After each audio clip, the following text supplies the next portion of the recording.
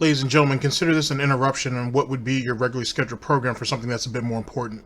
Under reasonable circumstances, DSP News, GTG Network and Productions, the Snow Report, it would be all, fun and games, making light of Phil over on a serious subject, but a little bit more lighthearted with some rants in between, so on and so forth. But Phil, if you're listening, your head has been called for by me specifically. Everybody else just really kind of wants the whole pig to be served up. No bacon today. So you can consider this as a request of many people, but the main one who's leading the charge on Twitter is the King of Strong Hearts Style, who's asked for you to be served up completely. And so I will do just that. Under reasonable circumstances, Phil, I would cut you down to the white meat and then just serve you up. Under reasonable circumstances, I would point out your bullshit. I would point out the flaws in your logic, make fun of it, and move on with my day. I'm not going to do that today. Under reasonable circumstances, I'm going to have to cut you down on what I'd like to consider the masterpiece of someone who's a friend. Not Snort Burnell. That friend will come tomorrow. But Mighty D, who has put out a video on you probably last night. I didn't actually get a chance to see it till this morning, on the nonsense that you pulled on stream last night. Now, ladies and gentlemen, there's a man dead.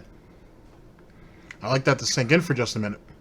Whether you knew him or not, whether you were a fan of him or not, whether you are irritated or not by some of his shenanigans, a man is dead. That is somebody's brother. That is somebody's cousin. That is somebody's friend. That is somebody's son. Now, Phil is not the only one who's trying to get clout off of him, who is calling him a coward and making videos on him, or using him in a guilt trip type fashion to gain sympathy. Phil's not the only person. You go on Twitter, you go on Reddit, you go on Twitch. There are each one of those three platforms, and YouTube to an extent, there are people who are doing it and being called out for it. With that being said, we're going to get Phil because that's my forte. And that's what you're here for. Now, Phil, let's reminisce for a little bit. And it's going to be brief. It's not going to be brief, but let's be brief about some of my time watching Almighty Tevin, like before I actually started doing this. And I used to watch his long videos, and I used to watch all his videos, to be honest. And I used to think about the frustration that he had on the dumb things that you did. And after a while, I was able to just be like, well, come on, Tevin, you knew that was going to happen. Come on, Tevin, you could predict that. Come on, Tevin, you knew what his next move was already going to be. And Tevin did. Now, I've never actually had a chance to speak to Tevin, but I'm pretty confident that he did. Just as Theo did. Just as Argent did. Just as Voltboy did. Snort Burnell. Mrhuth Stuffs. DSP Archives, or Dragon Killer at that time. Spirit Avenged. King of Divas. All of them. They all were able to predict your movements in some way, shape, or form. And yet, out of all those men, and I wasn't able to name all of them, or all of those individuals, I should say. I wasn't able to name all of them. There'd be just too many people to name, to be honest. In some ways, they all gave you the benefit of the doubt. And I told myself when I stepped into this, I wasn't going to do that. Not because I thought I was better than any of those individuals, because I'm not. I'm the first one to tell you that. And trust me, Phil, I've got a whole bunch of other people who will tell you that I'm not either. It kind of keeps me grounded. But at the same time, I wasn't going to do that. Because I know you enough to know that giving you a little bit, you'll try to take everything. And yet it still baffled me on why Tevin did it. And others. Why they still gave you the benefit of the doubt either which way.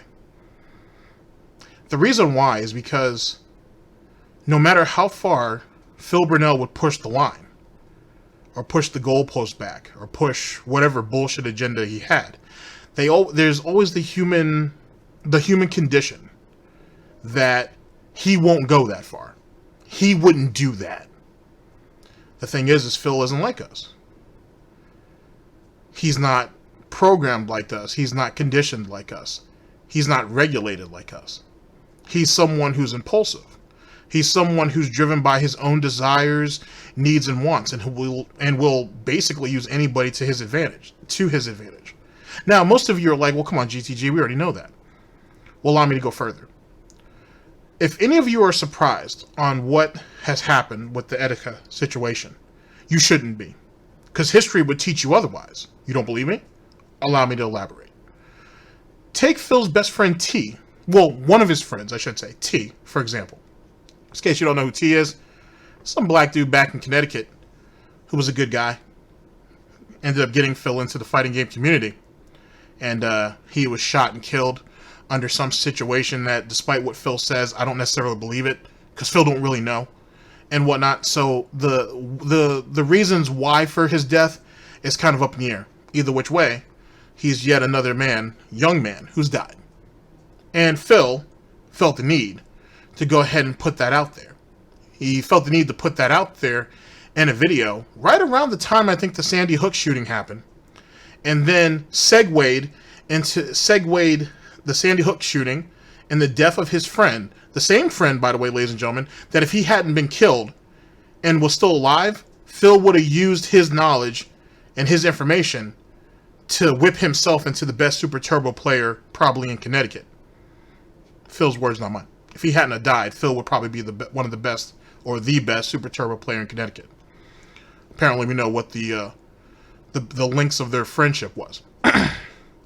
But either which way, he ended up turning that video about Sandy Hook and the death of his friend T into some bullshit circumstances about himself and whatever the issue was at the time. Low views, probably.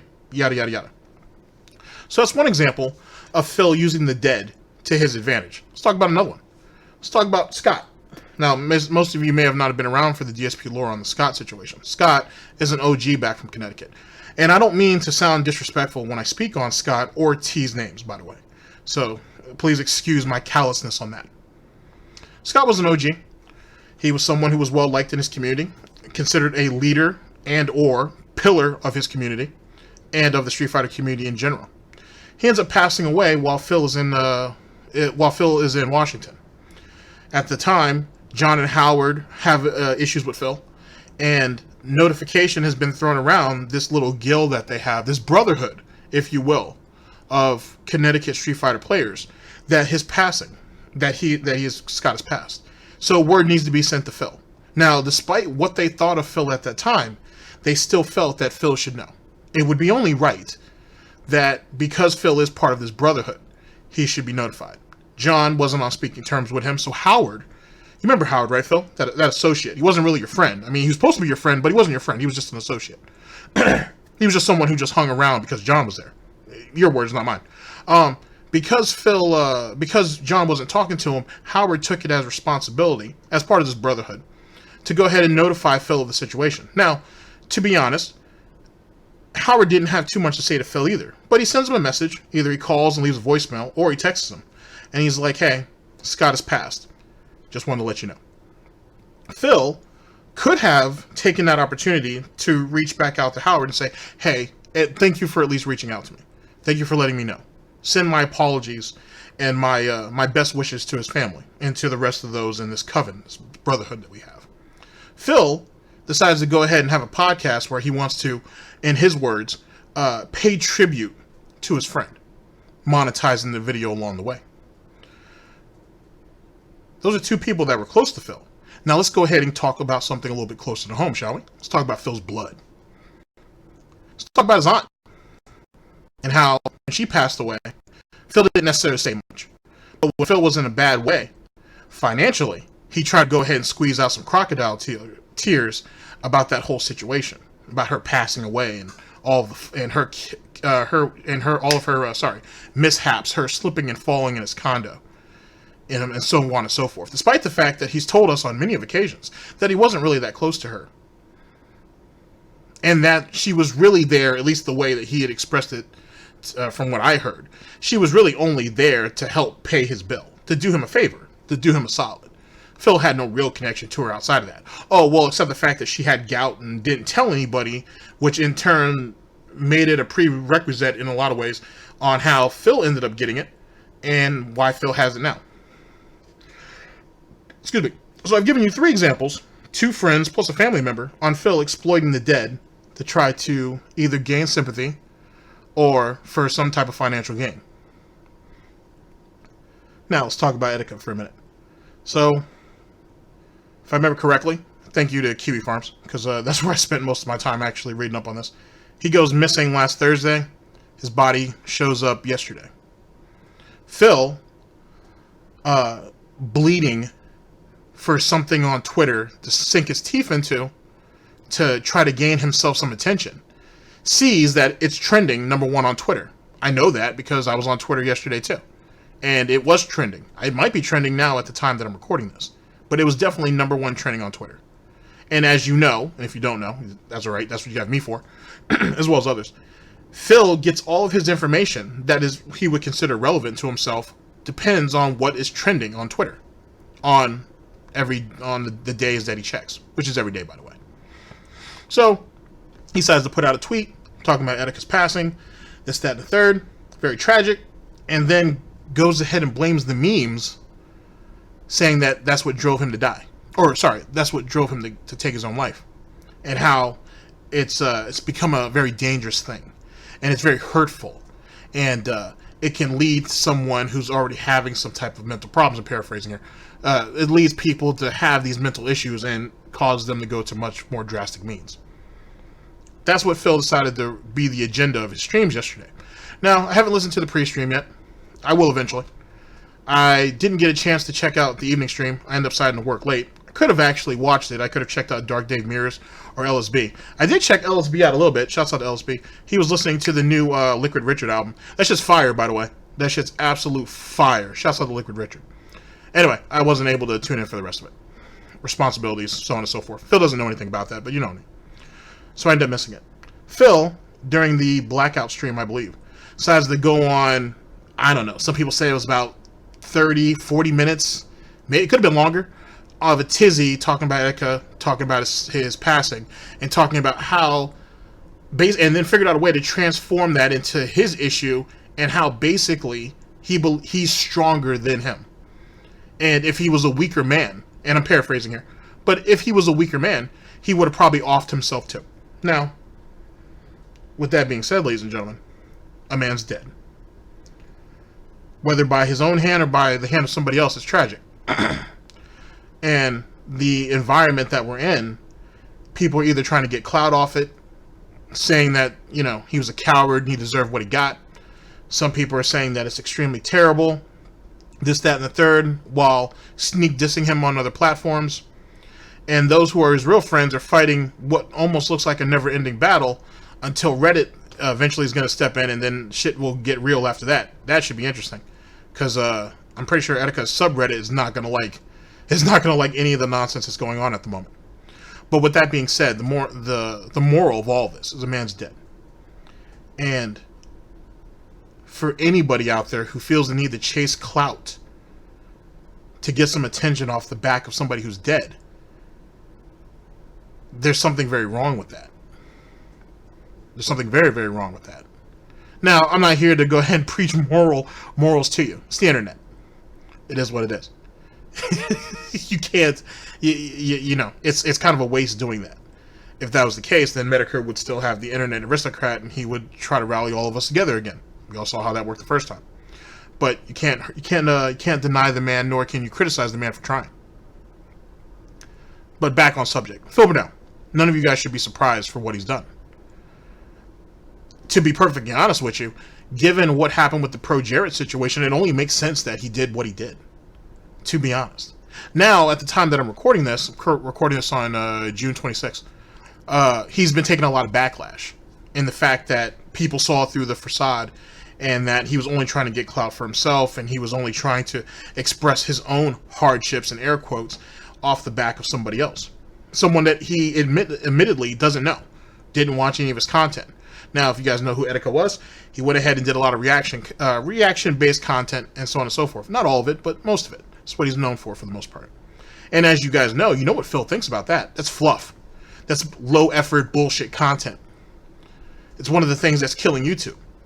So in Phil's mind, well, since this guy was one of these individuals contributing to what would be considered this pathetic movement on YouTube, this fluff content, and he's already dead.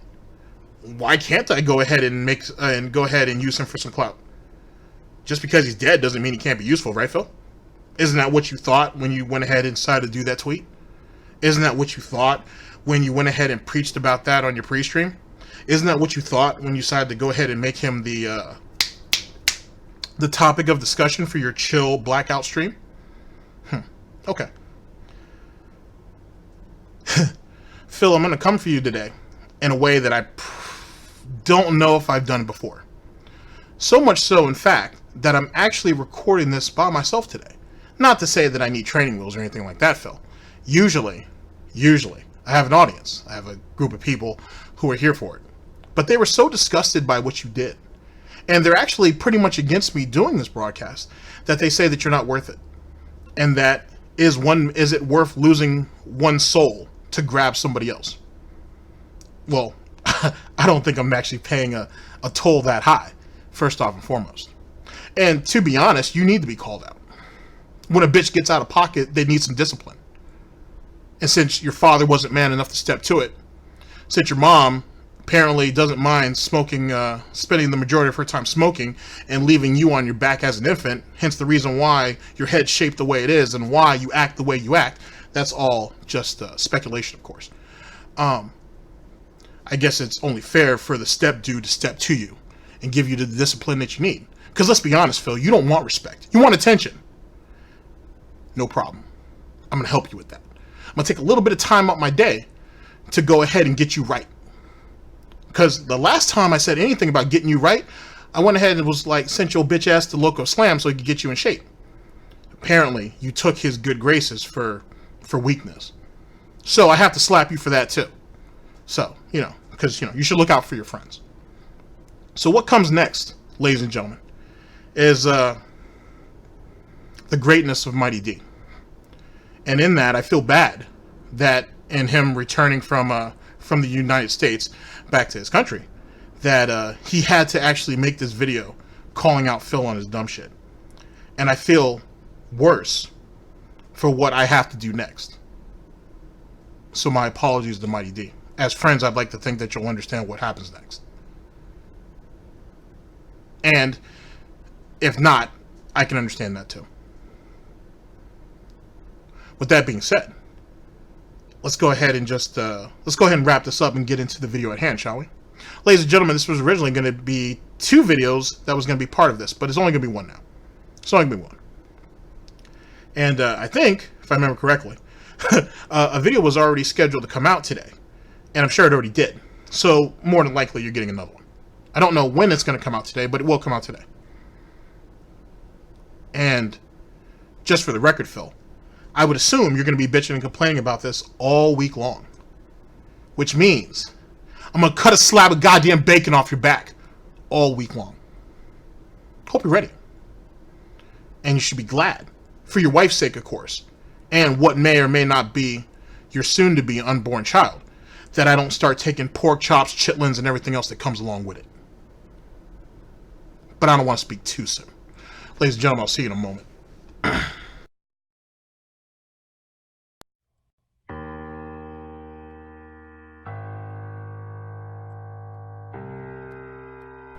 And now the news. A YouTube star who went missing last week has been found dead. Police pulled the body of Desmond Amofa, better known as Etika, from the East River yesterday.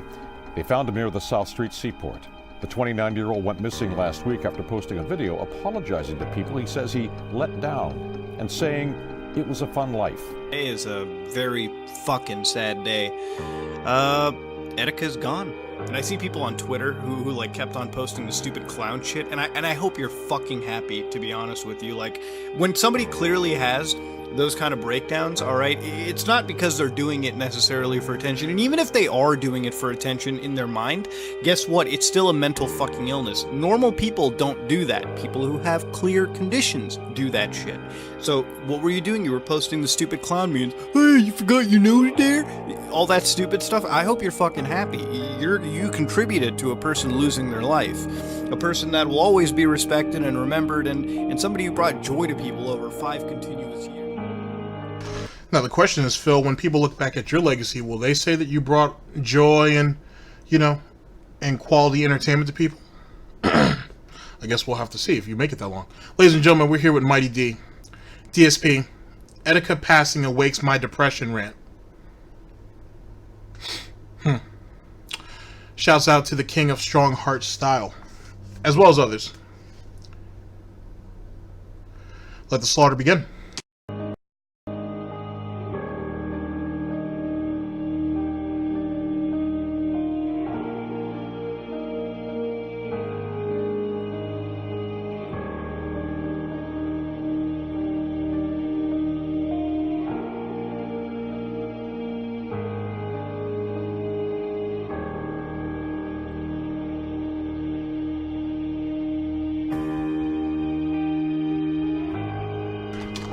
Now, ladies and gentlemen, if any of you who are Mighty D fans, you know the amount of time that Mighty D puts into what he does. So, he would have no reason to lie to you, nor stray you wrong. At current, Phil is saying that the video is demonetized. Matter of fact, I think he's even trying to say that the video wasn't monetized at all. It never happened. It's a lie. But clearly, right here, as Phil does with all of his pre-streams, they're usually, well, let's say usually. They're usually I don't know, because I have ad block on when I watch Phil shit anyway. For everybody else, I take it off, but for Phil, I make sure it's on. I go out of my way to make sure. Excuse me. There are 8 ad rolls here. 8 of them. 8 of them. And we made sure we had Etika's name right there. R.I.P. to him. And Judgment Begins. Which is actually rather ironic, Phil, because that's exactly what I'm about to do right now. And whatnot. Which might span over the span of a week, depending on how you decide to act. But 8 ad rolls here. 8 of them. And yet again, ladies and gentlemen, our boy Phil has a penchant of monetizing that of loved ones or friends or those who he was in a brotherhood with for profit. So yet again, we shouldn't be surprised. And as Mighty D pointed out, he doesn't know him. He wasn't familiar with his content. If nothing else, outside of maybe some of the shenanigans that Etika was known to get into, excuse me, he may have, outside of some of those shenanigans and the fact that he was trending on Twitter, he probably wouldn't have thought anything of this until they found his body and until he was trending on Twitter. Just something to think about moving forward. Here we go.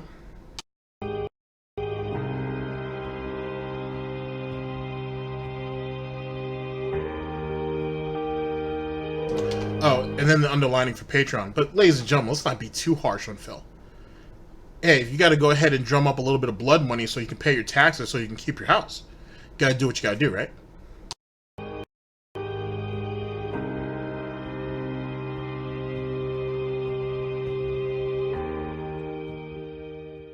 SJ to be $5. Let's see here. SJ says, I watched Etika for a long time. I'm really sad about what happened. Did you ever come close to being mentally unstable from all the trolling and hate that you get? I hope you're doing well, and please talk to someone if things get too hectic. I mean, I'm not going to lie. There's times when it really does get to me when things go really bad because of it.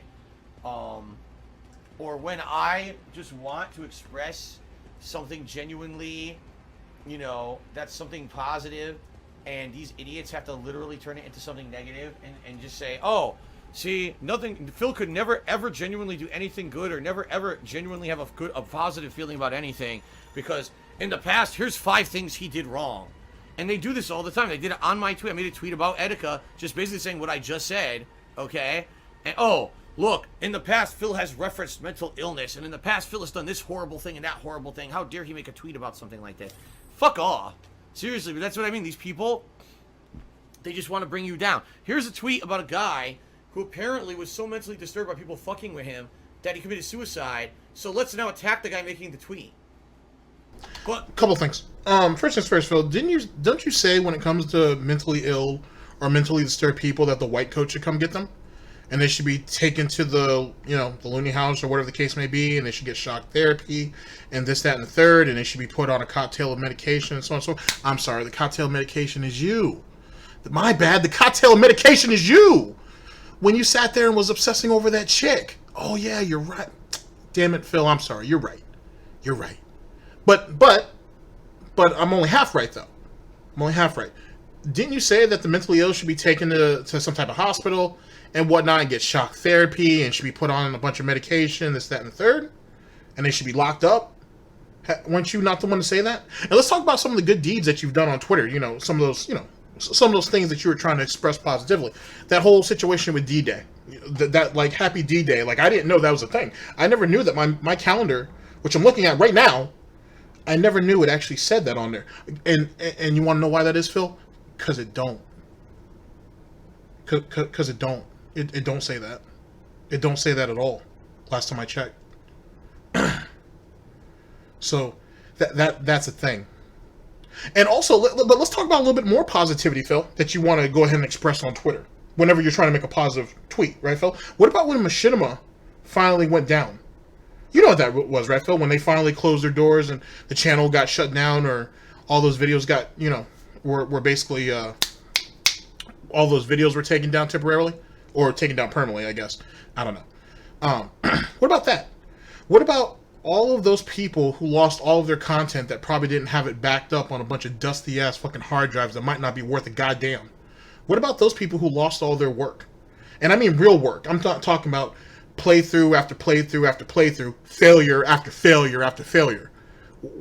I'm talking about people who put real time and effort into what they did. Or, to use your phrasing, they go ahead and they get this movie studio style type production and they throw all this money behind it and this, that, and the third, i.e. had a bunch of creativity, had friends to help them with that creativity, and was able to make something that took time, that took effort, that took love, that took dedication. But I'm sorry, I'm just talking about the creator part of it. Let's talk about the people at Machinima who actually lost their jobs. The very people, Phil, that fucked you out of your contract, that fucked you out of your managed partnership. Remember how they lost all their jobs and they deserved it because of all the stuff that they did to you? They didn't help you when you needed it, this, that, and the third, and they finally got their comeuppance. You remember that, Phil? Remember that tweet? And you remember how, because, I was raised that a man stands by his word and whatnot, or if not, he at least apologizes immediately. What happened the next day? Or maybe it was the day after, when you had to make that second tweet. I like calling those things bitch tweets. When you had to go back and re-explain what you did. And why you weren't man enough to stand behind what you said. And how you didn't think what you said fully through.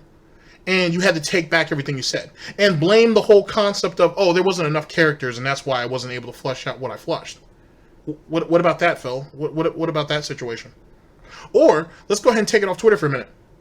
Let's go ahead and talk about how when the helicopter company ended up firing you, and then years and years later, I think like 5 years later, you ended up, maybe a little longer, I think it was like 5+ years or so, you end up going back to the building where you used to work after, everybody lost their jobs and all got shut down. And you had the nerve to let the shit come out of your mouth that's what they get for letting you go. What about that, Phil? What about that situation? Did you feel bad for those other people in that building that had nothing to do with you? Losing their jobs? Losing their careers and all the time that they put in it? Hopefully they didn't lose their pensions. Hopefully they didn't lose their 401ks. But fuck them either which way because they got rid of you unjustly, right? Despite the fact that in your original I was laid off video, you said that it was a long time coming because of a number of things. Which means you knew what kind of situation you were in. And you could have changed it, but you didn't. What about that? Here, let's go ahead and fast forward from that situation to Blip TV, when they finally ended up closing down. And I think you might have tweeted about that, or if you talked about it on a pre-stream, you might have even done both. What about when all of those people lost their jobs?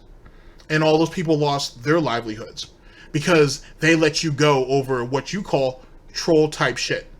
It wasn't really racism. I was just going ahead and that was my transformative work. Oh, I'm sorry. That was the bit from Howard Stern that I stole and tried to pass off. And it should have been funny because Howard Stern did it. It shouldn't have been that big of a deal. What about that? Now, that I don't know if that's necessarily Phil, but those are some pretty big situations. So, just off the strength of that, and granted, a much better detractor would be able to point out more, what have you done that's truly positive?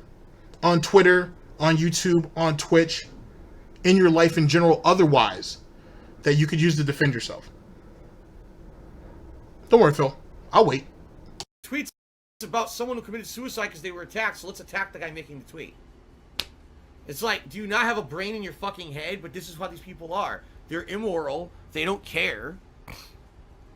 They do whatever they want to, you know, because it's anonymous and they can get away with it, right? It's messed up. It's a messed up online culture that we have, and you know, it's a horrible, horrible, worst case scenario thing to hear about someone like Etika, who just, you know, ended up, you know, taking his own life over stuff like this. For me, it gets really bad sometimes. It does. It gets insanely bad, you know, to the point where before you start pig-splaining your own bullshit that you brought upon yourself, by the way, let's talk a little bit, just real quick about the whole, you know, being anonymous and they can call you out on bullshit or so on and so forth. So, when Tevin calls you out on your bullshit, that means everything about him is legitimate because, you know, people know who he is, or at least they've seen his face, right? But you discount him at almost every turn. But he's somebody visible. People know who he is. As well as some other detractors who are known who people, you know, people have seen them and know who they are. So wait a second. So someone like myself, my shit's illegitimate. Fair enough. But someone like Tevin, it's legitimate now, right? Is that the gold standard? Is that the what's the word I'm looking for? Is that the snout gold standard of Goutopia now? That as long as you show your face, everything you say is legitimate and it means something. Not just the fact that these people were around and they actually can refer back to, at times, the tweets or the videos themselves, or even have the clips on their hard drive to prove what they say, which i.e. is what you actually said. But now you actually have to be visible. That's funny because I remember a bunch of people from Gamergate saying that nonsense too. Okay, well let's go one further then. So let's talk about your legitimacy for a minute, Phil, since you put yourself out there and everybody knows who you are. So when you said Justine was getting gangbanged at the EA executive offices, right? Was that legitimate? Was that a thing? I'm curious. And with the Mitch Dyer situation, him getting de-jawed, should that have also been a legitimate act of retribution because of the fact that, you know, you're seen, you're visible, you're out there? Let me go a little bit further. Be Awesome One. You know who that guy is, right, Phil? You went ahead and you have his information, allegedly. And, you know, you were thinking about going across the pond to maybe go and see him. Was that legitimate too? Was it legitimate to go ahead and to enact violence or excite violence on your behalf, whether by your own hand or hoof, or by someone else doing it for you, because he did something to you, because you're visible? Is that legitimate? Is that a thing? I'm curious. I want to make sure I understand what the situation is, if this is the new rules of the game. So, you know, would you like to clarify for me? Or maybe that guy on, what game was that? Was that Mortal Kombat, I think? When you wanted that guy to be lambasted, when you know, he merely asked about the whole situation with Kingdom Hearts, and how Leanna got out of pocket, and you went ahead and closed down the chat because you weren't man enough to accept what was being said, and you called all of them a bunch of little whiny little shits, and this, that, and the third, because they were attacking your girlfriend, despite the fact that she initiated the very attack. And to be honest, she should have been woman enough to take what was coming. Just saying. You didn't put her in that situation. I mean, being a good boyfriend, it was, you know, it would have been okay for you to at least be there next to her and try to work the situation out, instead of you being the whiny little bitch and putting that shit in sub-only mode so you guys could scurry away like rats. I mean, I'm just wanting some clarification, if this is what the rules are going to be. Well, let's continue. Maybe we'll find out. not be a streamer, I don't even know if I'll be able to get another job. You know what I mean? There's so much nasty, completely untrue shit about me on the internet to sift through. I don't even know if I didn't do what I did for a living, what else I could do at this point, you know? I mean, eventually I'm going to have to try to find something, but you have to hope that by then, most of the complete garbage has died down. You know what I mean? I guess we'll have to see what happens. But there's not, you know, when you have an online presence like I have, there's not much you can do about it. You just have to kind of put up with it. But yeah, I'm not going to sit here and lie and say, oh no, it doesn't bother me at all. I just brush it right off because I'm the super duper tough He-Man guy, and don't let anything affect me at all because I'm made of steel. It's not true at all. It does. It adds up. It makes you feel like shit. It does. It makes you feel awful inside, especially if you suffer from depression like I have.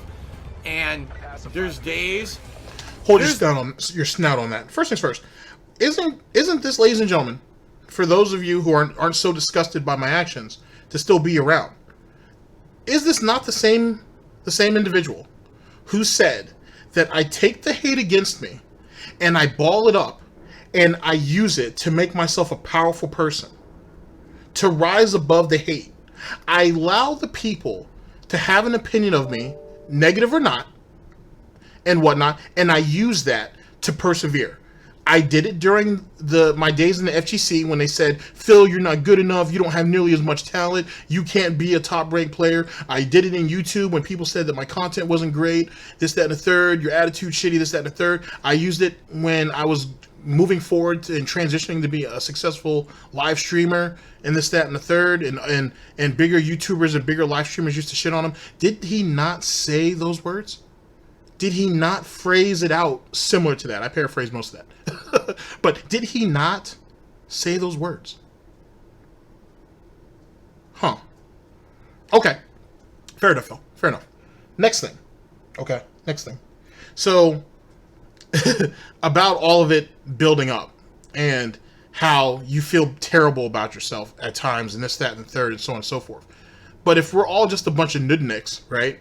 And we're all a bunch of fucking just mentally ill idiots. Oh, sorry, Phil. I mean, I know now you're saying you have this stance on mental illness and it means so much. I mean, granted, there's a man dead and you're trying to ride that same train like you did beforehand. I get it. But nothing we say is valid because we're all mentally ill idiots, though.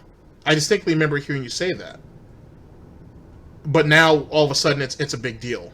Now, all of a sudden, all this pressure and all this stuff is building up and it makes you feel terrible inside. Also, Phil, something that I want to point out before I forget, because I'm not wearing my suit, so, the blood's flowing a little more than usual.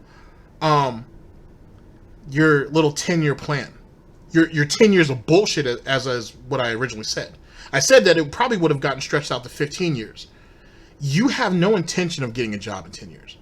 You have no intention of getting a job in 15 years. You just don't have any intention of getting a job. Now, I already knew this. I already said this, too. And I remember, I distinctly remember, that the next time on pre-stream, you said that, oh, this is a long-term plan, and I worked it out with my mom, and this, that, and the third.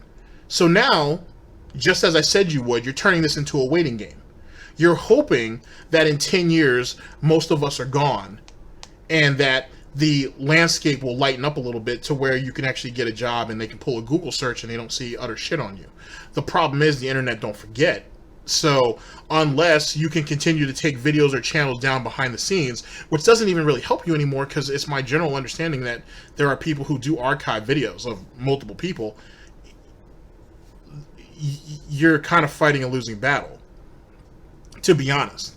And as the anniversary of the flapping comes and goes every year, people will make bigger and bigger deals of it. Hence what you do for an anniversary. And also, Phil, as you said, this is part of your legacy. So how do you expect to escape that? How do you expect any of that to change in 10 years? I mean, even if, for example, let's say there was a universal agreement amongst all those in the Detractor community, or at least the DSP Detractor community, to give the game up. Let's just say, you guys don't have to take down your channels. You don't have to unmonetize your videos if you monetize your videos. You don't have to do any of those things. We're not going to make any content about them anymore. We're not going to talk about them on Twitter, this, that, and the third. Let's say that universally that was accepted. Okay, fair enough. What would happen, Phil? And this is a legitimate question. What would happen if that was the case? Because I can tell you what's going to happen if that was to happen. One, and trust me, you don't have a snowball's chance in hell of getting the upper hood. Eventually, people are going to come along and find your content. And through your content, people are going to find Detractor content.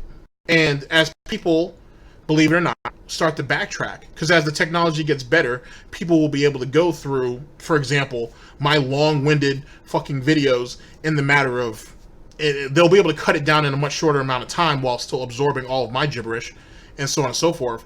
They're going to be like, can we cross-reference that? And as the internet gets better, they'll be able to do it like that.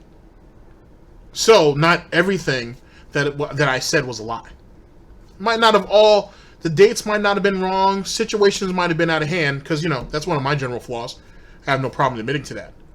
But in general, because I source my material, people will be able to find it. Or other detractors can also back up what my claims are in their videos.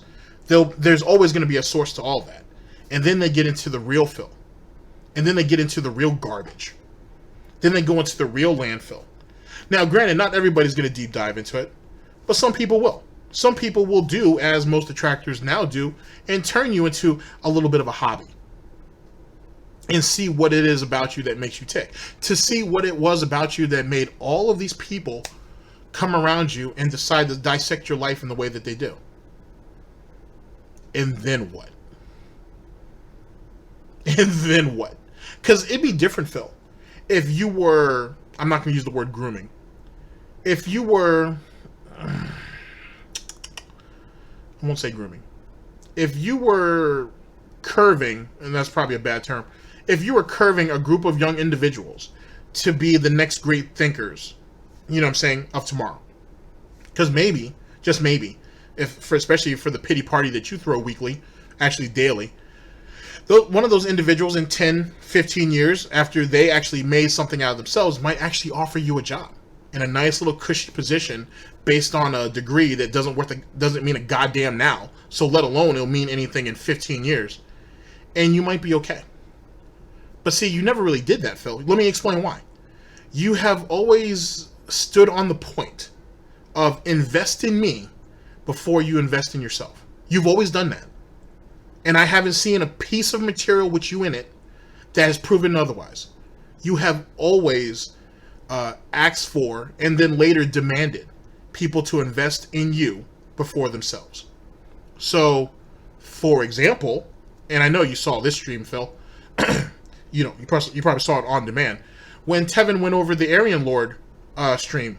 To be honest, now I hadn't actually heard that video before. I heard another long one that Aryan Lord did, but I didn't hear that one. And the one takeaway, because there's plenty of jokes that could be made out of all that. Not all of it. I mean, some of it should be taken very, very fucking seriously. Because, Phil, that might have been one of the reasons why you're scared of your fans now. But we'll talk about that at a later time. One of the key points that was taken out of that, at least for me anyway, excuse me, is the fact that we had an individual that had so much faith in you, who had so much trust in you, and believed in you so much that he was willing to do almost anything for you. And was willing to go out of his way at his own personal expense to not only spend time with you, but to glorify you in a way that you wanted, except you weren't willing to put in the effort. Now, an interesting situation that Tevin pointed out is that right around the time that Aryan Lord wanted to go out and visit you was right around the time Panda Lee came into the situation. And a woman does that. A woman goes ahead and shifts your priorities and so on and so forth. So I can see how that was a situation. And, you know, and whatever, you know, you were only with Panda for about a month, a little more, a little less. You've been talking to her off and on for like 6 months, whatever. Still a lot of debate on that, on how old that chick actually was. We'll get into that at a later time. But either case, if I remember correctly, you did at least agree to this meetup with Aryan Lord. And he was only asking for a day. And that was a 3-hour trip from, I think the dude's from Rhode Island, or at least he was at that time. And he was willing to come out there to see you. I think you could have made certain concessions. Then again, when Aryan Lord brought up the fact that, I hope I'm pronouncing his name right, when he was bringing up the fact that you could pick him up from the same train station you picked up Panda, ooh, that was a hard burn, Phil. That was a real hard burn. But either which way, sorry, I don't mean to poke fun. I do actually mean to poke fun, but whatever. Yet again, that was an example of someone who put a whole lot of trust and faith in you. And he was someone that, in some ways, you misled. In a lot of ways. You should have set up boundaries early, especially since he was much younger than you. So that would make him, by definition, impressionable. So in turn, you should have had certain, there should have been certain concessions made and certain understandings that should have been put out there. But, as Tevin has pointed out, as others have pointed out, you'll pretty much accept anything from anybody, as long as it benefits you, that you didn't care until it actually became problematic for you, or an inconvenience to you. This leads to the situation that you're in now, to be honest, Phil. It leads to the situation you're in now. Because the very people who had all that trust and had all that faith in you are the very people who you're saying that are trying to bring you down behind the scenes, or trying to bring you down out in the open on YouTube or Twitter or whatever the case may be. This is all of your own creation. And for whatever reason, you kind of want to distance yourself from that. Like, this isn't my fault. It's all of you who were out of your fucking minds and crazy and took me so seriously and this, that, and the third. I just want to sit here and play video games and have fun. And also have an opinion and shit on people who were more successful than me and people who were doing things different from me, because that makes me look like the black sheep, despite the fact that I want to be me. I want to be the realest dude on YouTube. I want to have my own lane. And if you want to have your own lane and you're willing to be man enough to walk down that lane, then you don't worry about what other people do. You don't care about whether other people like you or not. Because if you believe in what you're doing, you just do it. And let the chips fall where they may. I don't know. Maybe that's me giving you too much credit now. Let's continue. Days when you have depression, you gotta understand something. There will be days when you wake up and for absolutely no fucking reason you feel like dirt. You feel like you want to die. And there's no reason for it. It's not like, oh, something's bad today. Oh, something went wrong. Oh, someone trolled me. You know what I mean? It's not even like that. It's just you could just wake up feeling completely fucking awful about yourself and about your life for no valid reason. Now imagine that compounded by people for no valid reason shitting on you constantly just to be shitheads and treat you badly because they can. Can you imagine what someone goes through? Can you imagine what Etika was going through? If that's the case, the situation he was fucking in? You see what I mean? So no, I don't see what you mean, because you obviously don't know what the situation is. So why are we speaking on it? But that was a clever way of you trying to curve it into fitting your narrative. Now let's talk about you waking up like shit. Sorry, Phil. I'm just gonna say it's either the Tangeray or the Sapphire. Maybe you didn't put enough Sprite in. Maybe you didn't put enough tonic in. I don't know. It might have been that. Just saying. And then, because you like to drink late and you like to drink a bit excessively, you tend to like to tweet quite a bit. So it wouldn't be too much of a surprise that somewhere between the times of, between 2 and 4 a.m. your time, you go ahead and put off a string of stupid tweets and then finally pass out. And then you wake up and you got a shitstorm ready for you. I mean, that's just an observation, though.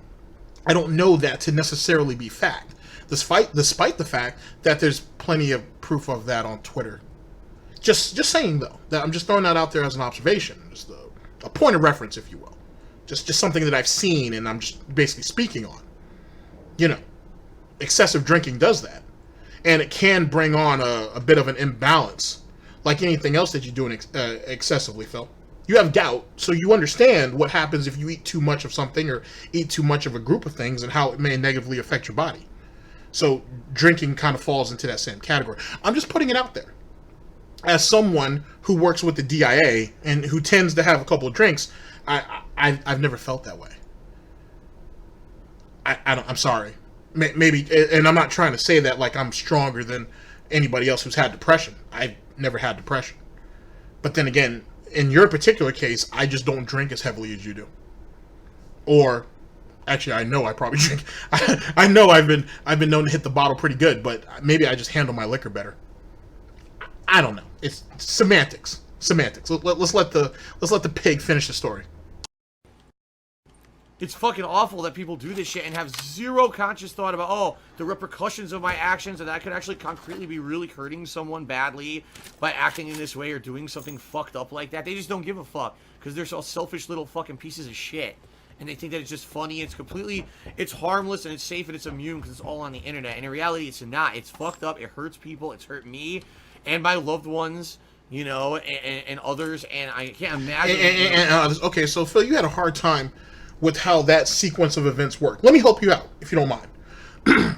When you're trying to make a point about an action, or a group of actions, that has affected you, physically or mentally, and has affected others in your, you know, your, what's the word I'm looking for? Your, you know, your vicinity, or those closest to you. That's probably a better word.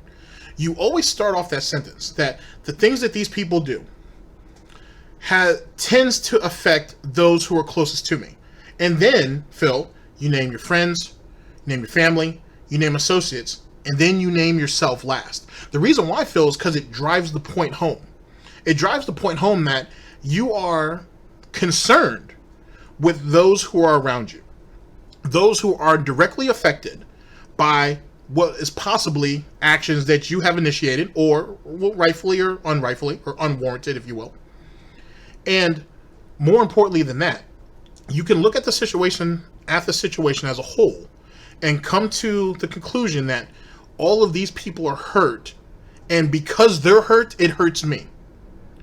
Instead of pig-splaining it the way you do and say, all these fucked up people do all this shit and it hurts me, you know, because Phil's very good at driving the point home that it hurts him first, and then everybody else just gets the residuals.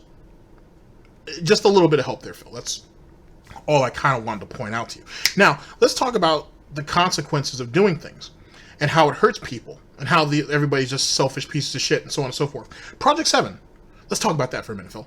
Because at current, the new lore, excuse me, the new lore, the new Gout lore, is that it was just a trailer. That these people, from the time that he opened up Patreon till the time that he canceled it for Street Fighter V, had paid $7,000+, if not more, to help him get a camera, which he never got, to help him get soundproofing, which he did get, to help him get a new microphone, which he did get, so he could film Project 7.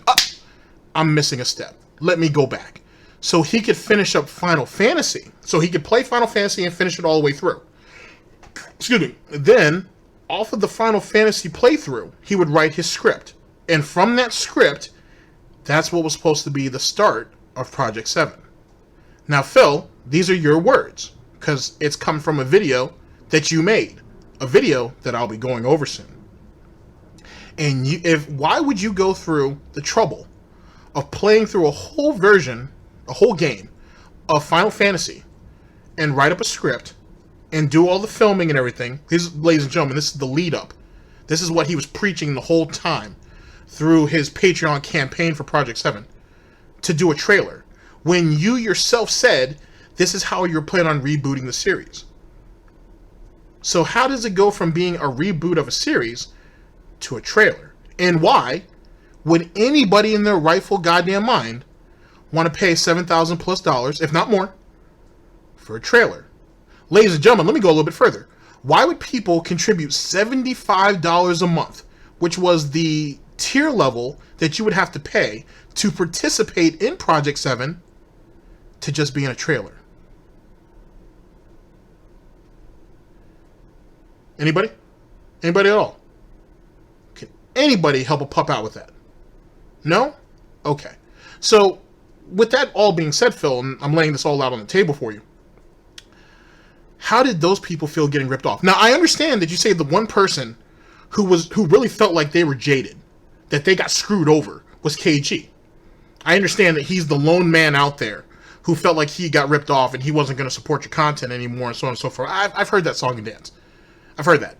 But what about everybody else who got gypped? Oh, I get it, Phil. You're going to sit there and say, oh, well, they were... I said from the beginning that they were going to be in the holiday the holiday special, the Thanksgiving special, or the Christmas special. So I didn't necessarily rip them off because they still were able to participate in something. But I find it very unlikely, Phil, that they would participate, or they paid money to participate in the holiday special. They wanted to be in Project 7. They wanted Project 7 to be the project that goes forward. No pun intended. And that didn't happen. Hence, one of the major exodus, if you will, the larger migrations that happen from your community because of it. Which is well documented, by the way. But that's semantics, though. But I guess the feelings of those individuals don't mean anything, because that was in the past, right? I mean, let's be honest, Phil. I already got your money, idiots! So what can you really be mad about? Oh, I know. Some of you guys are probably like, GTG, man, you're being wrong about this. You're looking at it bad. You're forgetting about what Phil did the following month. You know what? You're fucking right.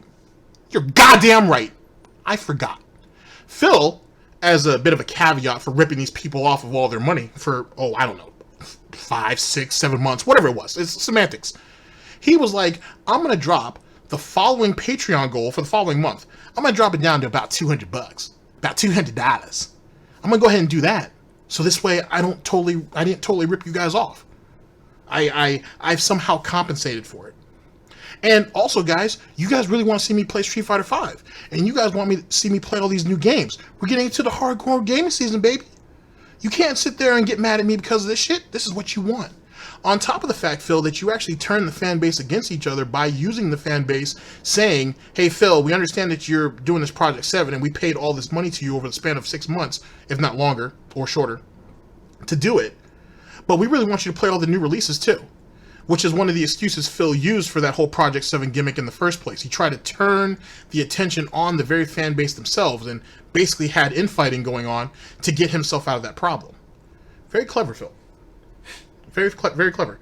And you did all this to play Street Fighter V, which turned out to be a game that you don't give a fuck about anyway.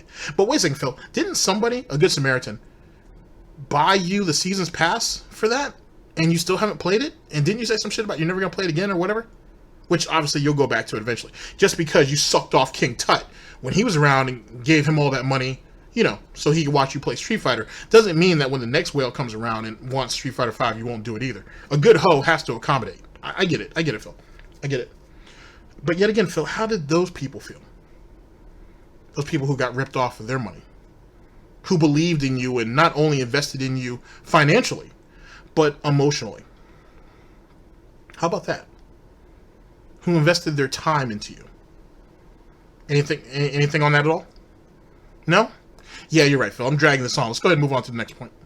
What kind of stuff that guy went through that to the extent where it got to the point where you couldn't take it anymore. It's fucked up. It's seriously 1,000,000% fucked up that anyone would do stuff like that for the jollies, for the lulz.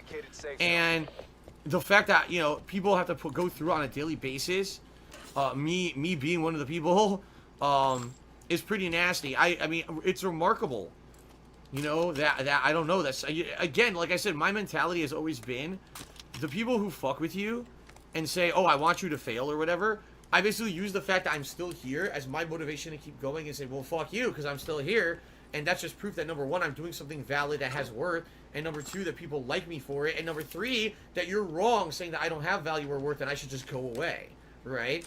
But if I didn't have the support that I get from you guys, the viewers, and, if I didn't have a loving wife, and I didn't have all the things going for me that I do, who's to say where I would be today? You know what I mean? Like 2 years ago, in 2017, when everything kind of fell apart in my personal life, and it was basically like starting over from scratch, that was not a good time. That was one of the worst years of my entire fucking life, and I was really feeling like I didn't know what was going to happen. I didn't know if I was going to be able to wake up the next fucking morning and do stuff. And the other thing is I had to keep all that shit secret from you guys, right? I totally kept that a secret when I broke up with my ex, and I was just basically kind of flying by the seat of my pants on one income, trying to make ends meet and doing stuff, and I was incredibly depressed. I just didn't tell you guys about it. I was drinking way more than I should. I was getting shot in the ass by someone. Alright, so since you don't want to be serious about it, let's go ahead and look this up. So, so first, you want to sit there and say that you had let's talk about your secrets for a minute. This whole thing about you having to keep all that secret with the situation with Panda, so on and so forth.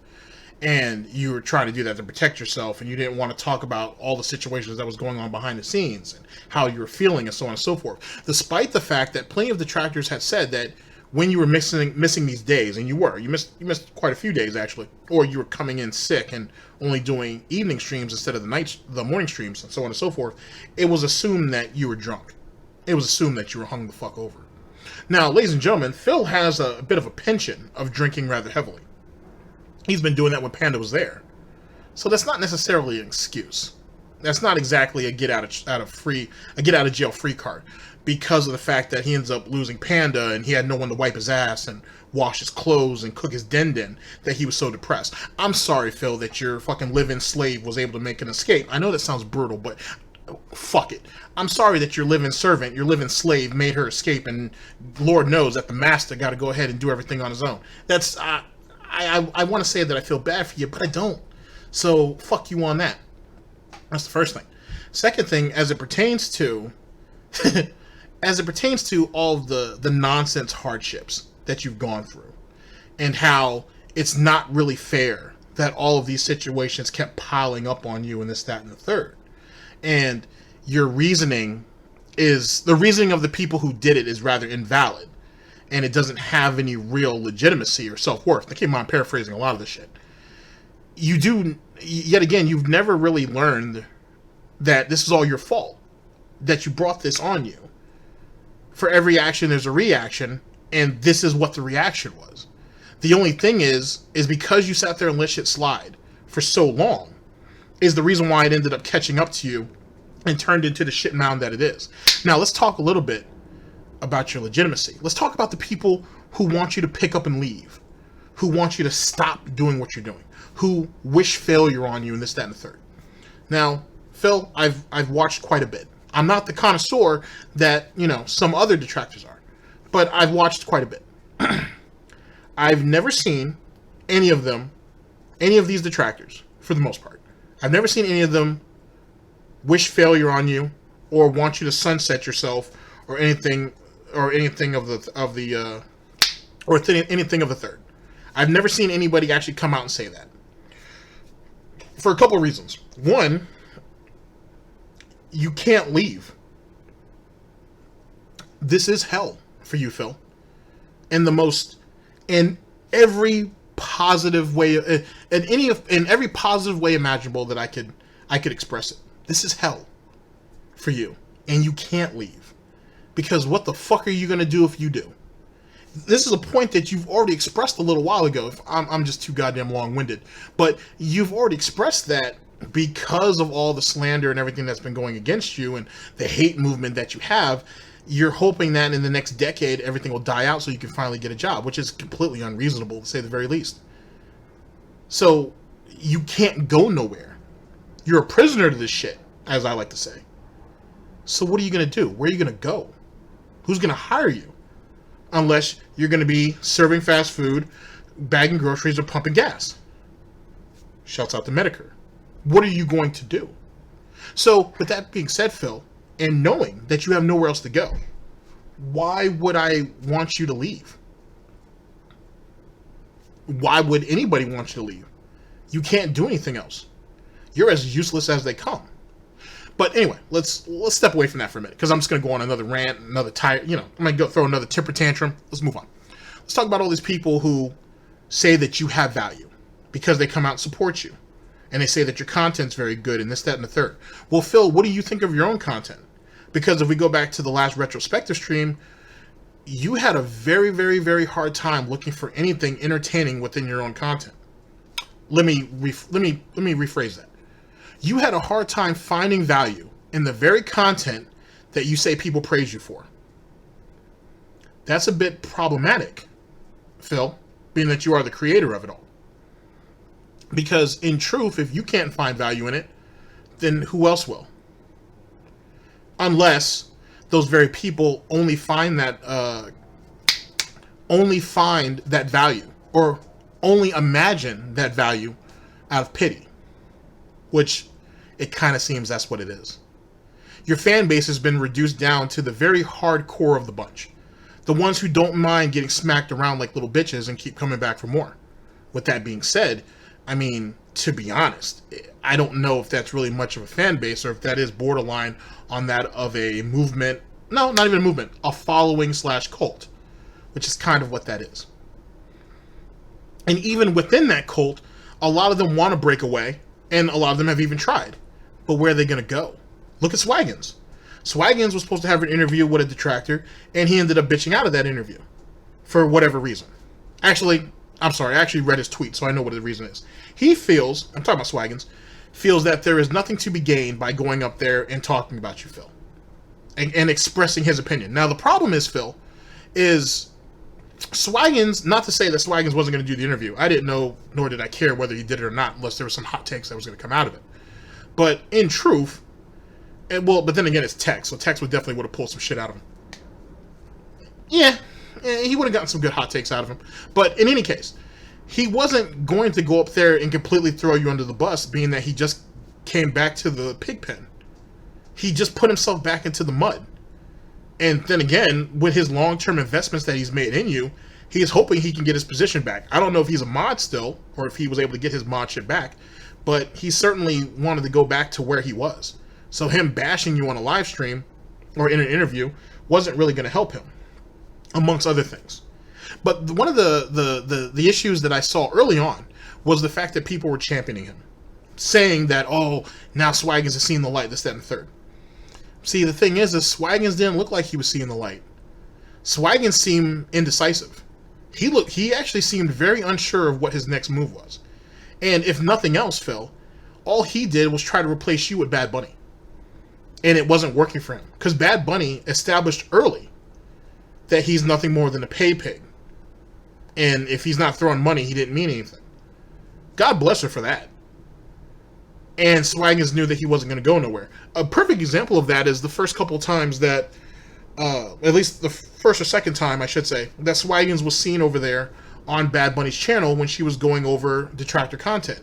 And how he was trying to basically throw out his life story over there with you.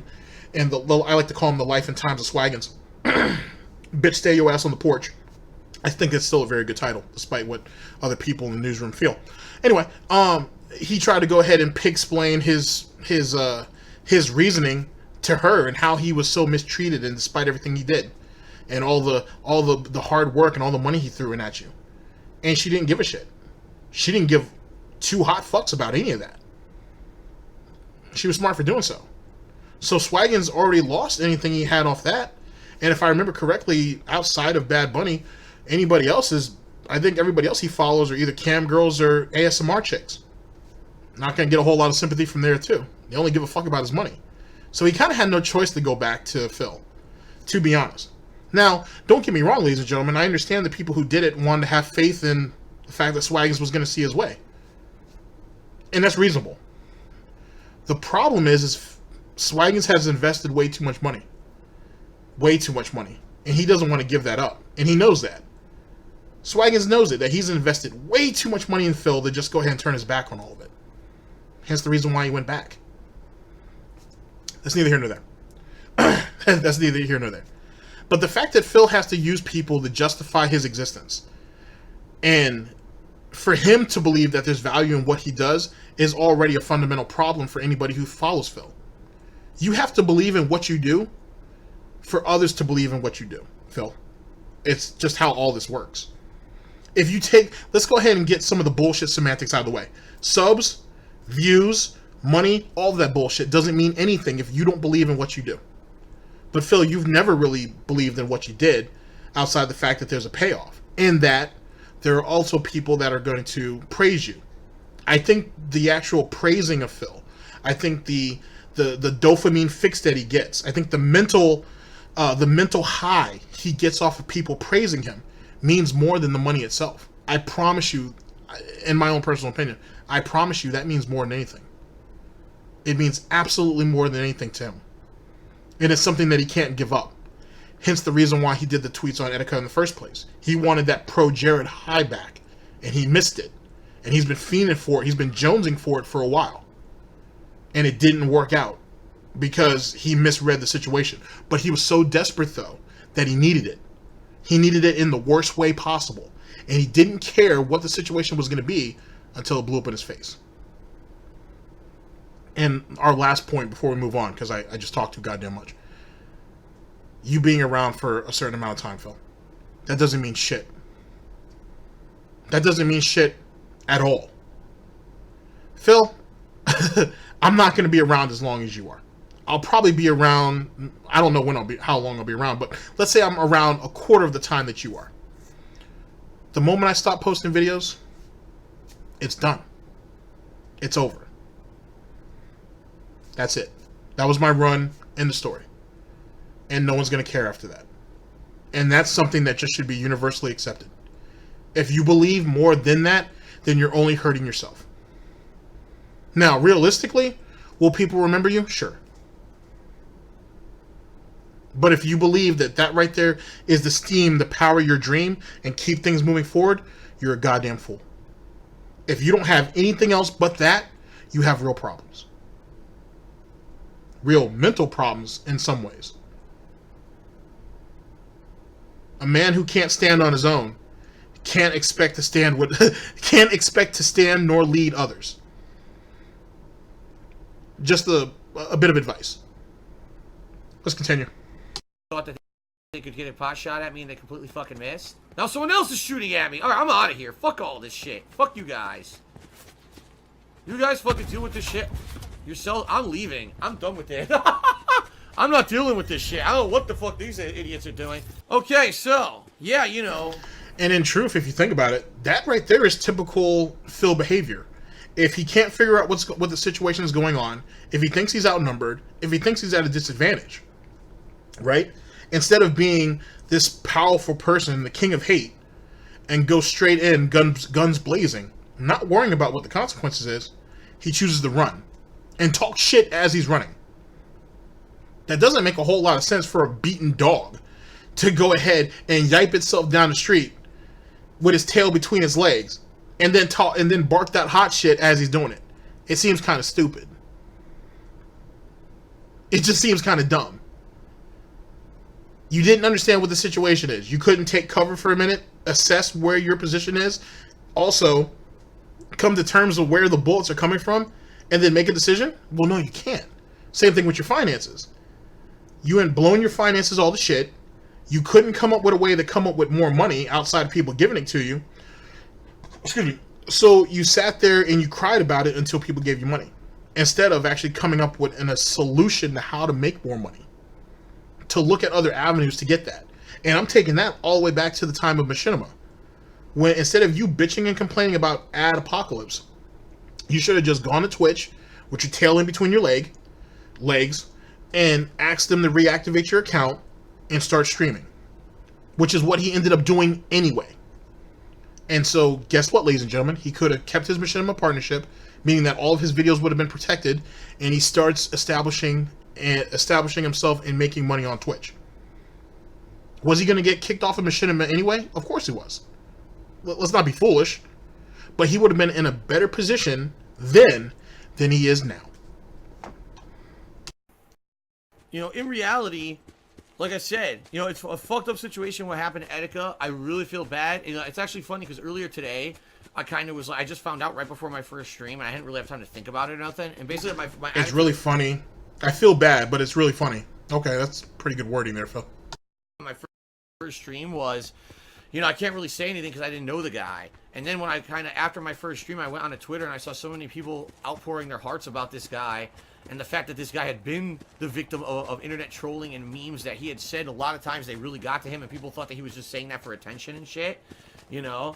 And then reading the story of this guy, it really kind of made me feel awful that, you know, people do this shit to people. And I know firsthand because it happens to me, but like I said, I'm lucky. I'm one of the lucky people who I have a support structure. I have you guys, I have my wife, I have my parents, you know, I have people who are there for me no matter what, and have been able to help me out in times when I absolutely needed the help. Because, like I said, 2 years ago was one of the worst times of my entire fucking life. You know, being real. He says, if you feel bad... Wait. You feel really bad for this dude, right? But you're like... I can't believe you said this. You feel really bad for this dude. All the memeing and all that bullshit, right? That you think that led to him killing himself. And then you take that and you turn it into, but I'm the lucky one. So it's bad enough that this man's already lost his life. Right? Or whatever the case may be. It's bad enough this man's lost his life. But because of that, I'm the lucky one. Just like how you were the lucky one when you left Machinima before they crashed. Just like how you were the lucky one to get out of Blip TV before they crashed. Just like how you were the lucky one to get out of that helicopter company. Sorry, that helicopter company that didn't know or didn't respect what your self-worth was. So you end up getting out before that place crumbled. How you were the lucky one that John failed at his YouTube channel, but you didn't, and you were able to keep doing what you're doing and making a living. Right, Phil? Because isn't that isn't that where that phrase all stems from? Oh yeah, John put all this time in, and he goes for the creative vision, and that's why he doesn't monetize the last part of what was that? Snodge and Hole Punch? Jesus Christ, my memory's sharp today. That's the reason why he didn't do it. He went ahead and he wanted to go for the vision. He wanted his artistic vision to fully be realized, and he didn't see the need of monetizing it. And yet it didn't do as well as he thought it would, or it didn't do as well as Phil thought it should have done, or whatever the case may be. And that's too bad for John. But I'm the lucky one that I can stay here and do this for a living.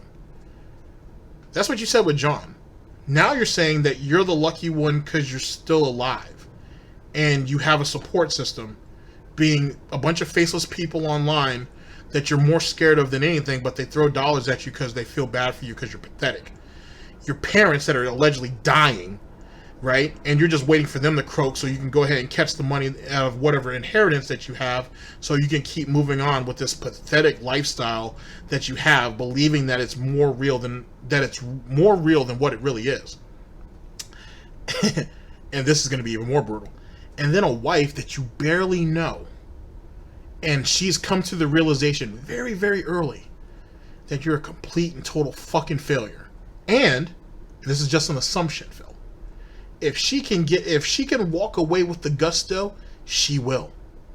And for all intents and purposes, she should.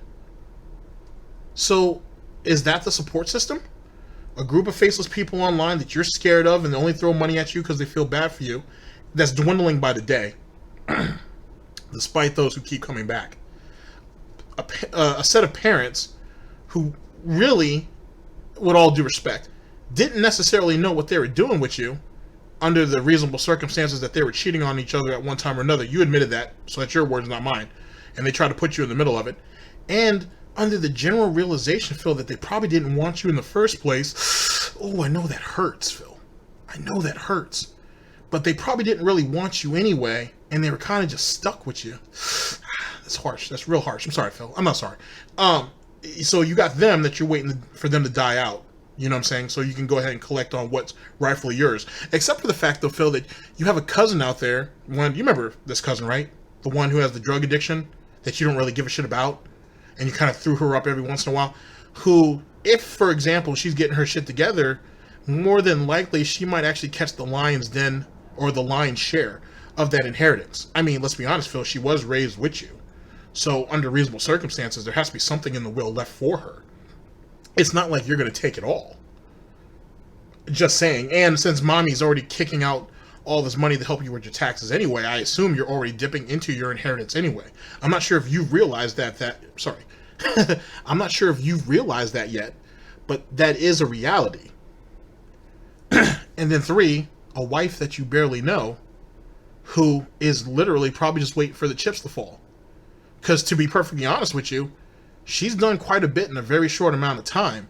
And if she had to commit that heavily, coming out of a situation that she was in, that she messed up herself, by the way, excuse me, to come over there with you and have to put this much effort in, I would assume that young lady is going to want some type of payoff at the end of it.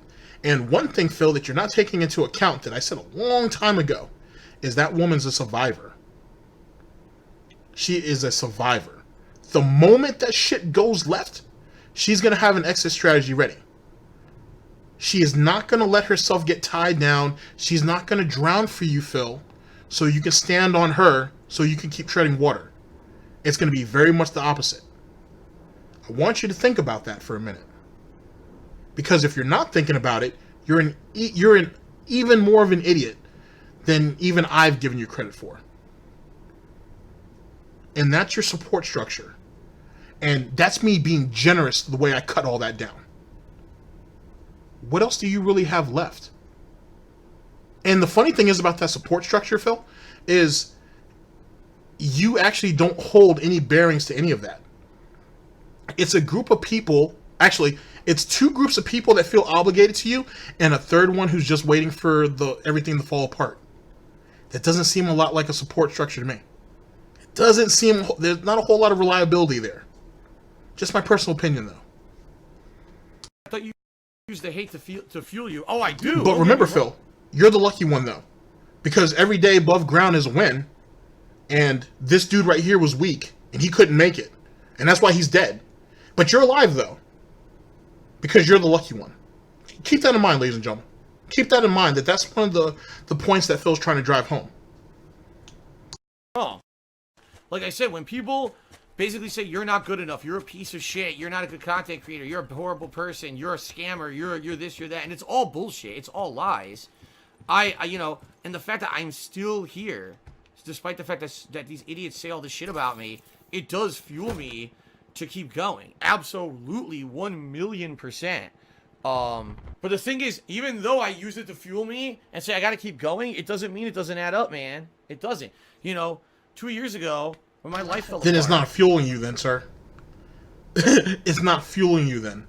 If you can't use that shit, if you can't burn that shit to turn that shit into energy, then it's dead weight. Pure and simple. Now let's go back to 2 years ago, Phil, since you want to go ahead and keep treading water on this. Ah, Panda. Sweet, sweet Panda. Delicious. Let's talk about Panda for a minute. So, Phil, what happened to all of this sympathetic talk when 2 years ago, I had to go ahead and she had a nervous breakdown or she had a panic attack or whatever the case may be. I had to go ahead and stop everything at my job, air quotes, to go out and get her. Which you ain't freestyle that story a bunch. I've already debunked that shit, as well as others. But you ain't freestyled all that shit. Then you pick her up, because at this time you guys were broken up already.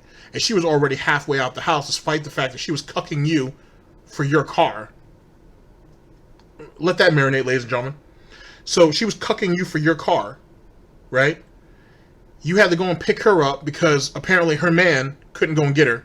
Tyrone, hey, brother, I still got your back no matter what, but that's what he's saying. You couldn't pick her up for whatever reason. She didn't have any friends that gave a damn for her and didn't give a shit about her, so he thought he had to be the good guy and go and get her. You pick her up, drop her off to the house, told her that, hey, I'm going to put all this out here, that's okay, right? She said, yeah, whatever, and then you go ahead and put that girl's business out all over the place. Then you have the nerve to say, oh, I had permission to do that because we talked about it. Then you freestyled that lie into a new lie and said, well, she already put out the picture on Instagram, so that right there was okay. So then which one was it?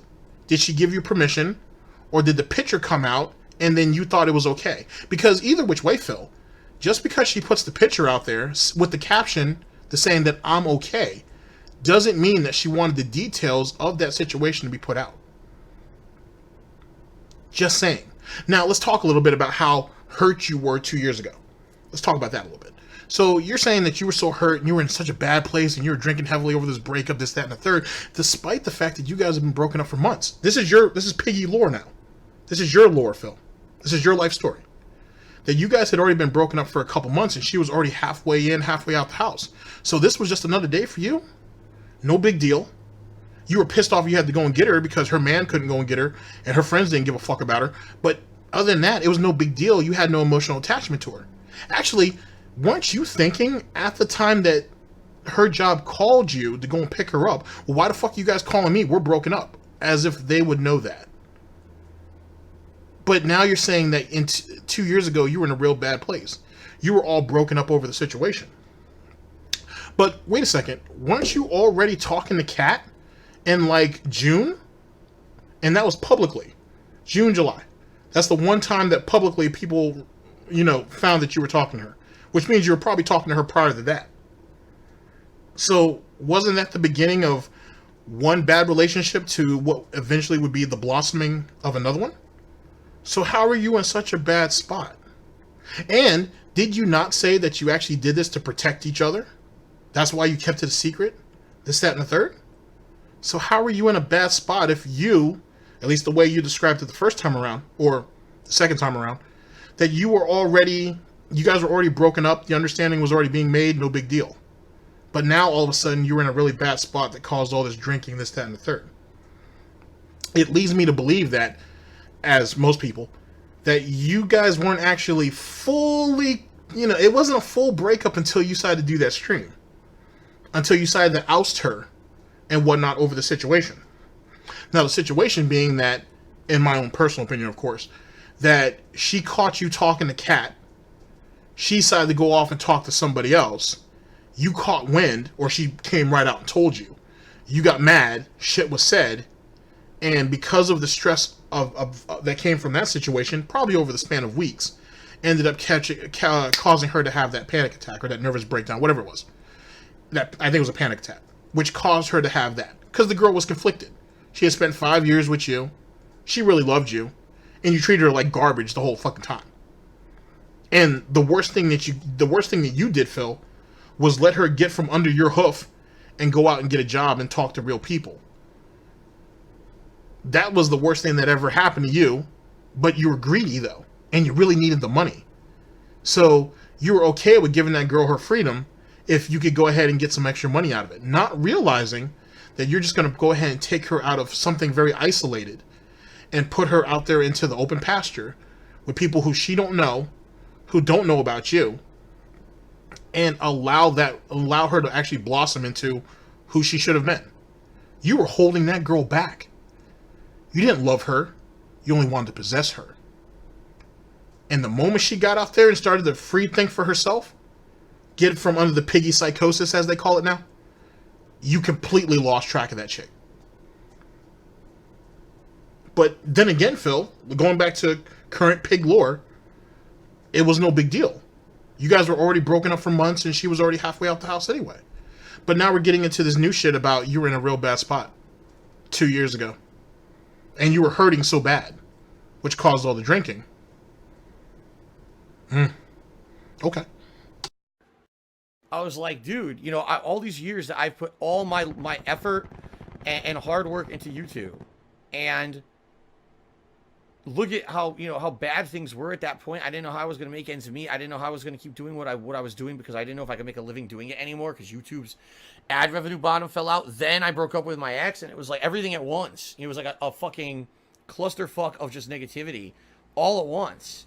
So the money was a problem first, then the loss of your 5-year girlfriend. Gotcha. No problem. As long as we have our priorities straight. The point where I didn't know what was going to happen. I was losing my mind. Like, at night, I was so depressed. I was drinking like crazy. I was eating terrible food and just really bad off. Yeah, did I use that to fuel myself to say I could come back from this and I could succeed? I did. But at the same time, it wasn't easy. It still got to me. That's what I mean. Like, someone like Etika, in reality, Etika was not disliked. He was well-liked. He was a well-liked guy. And that guy lost it and couldn't take it, Like, can you imagine what this guy must have been going through? Here's the thing, and you sound like a thought right now, Phil. So let's go ahead and let me explain that. So there's this one thought.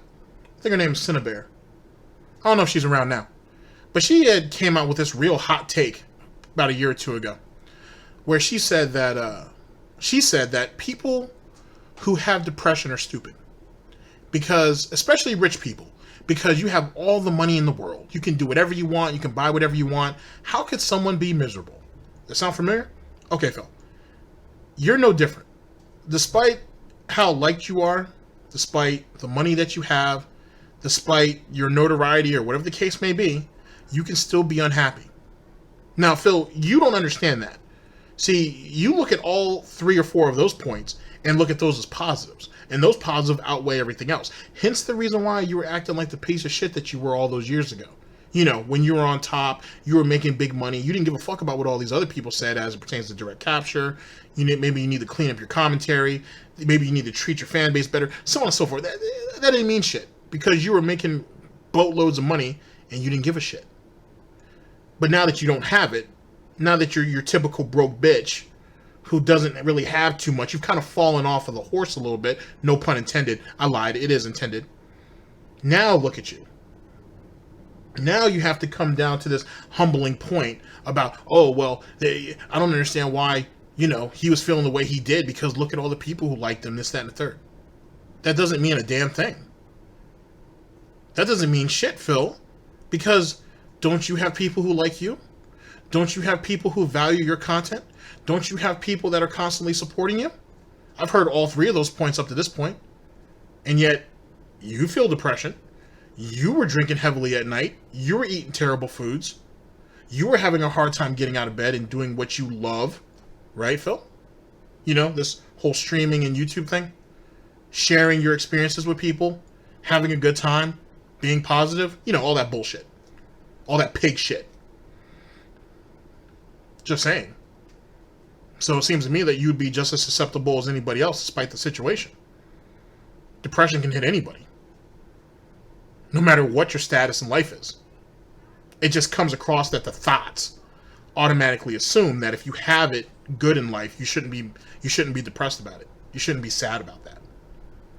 Despite the fact that the amount of money that's in your wallet or in your bank account or whatever the case may be doesn't define you as a person.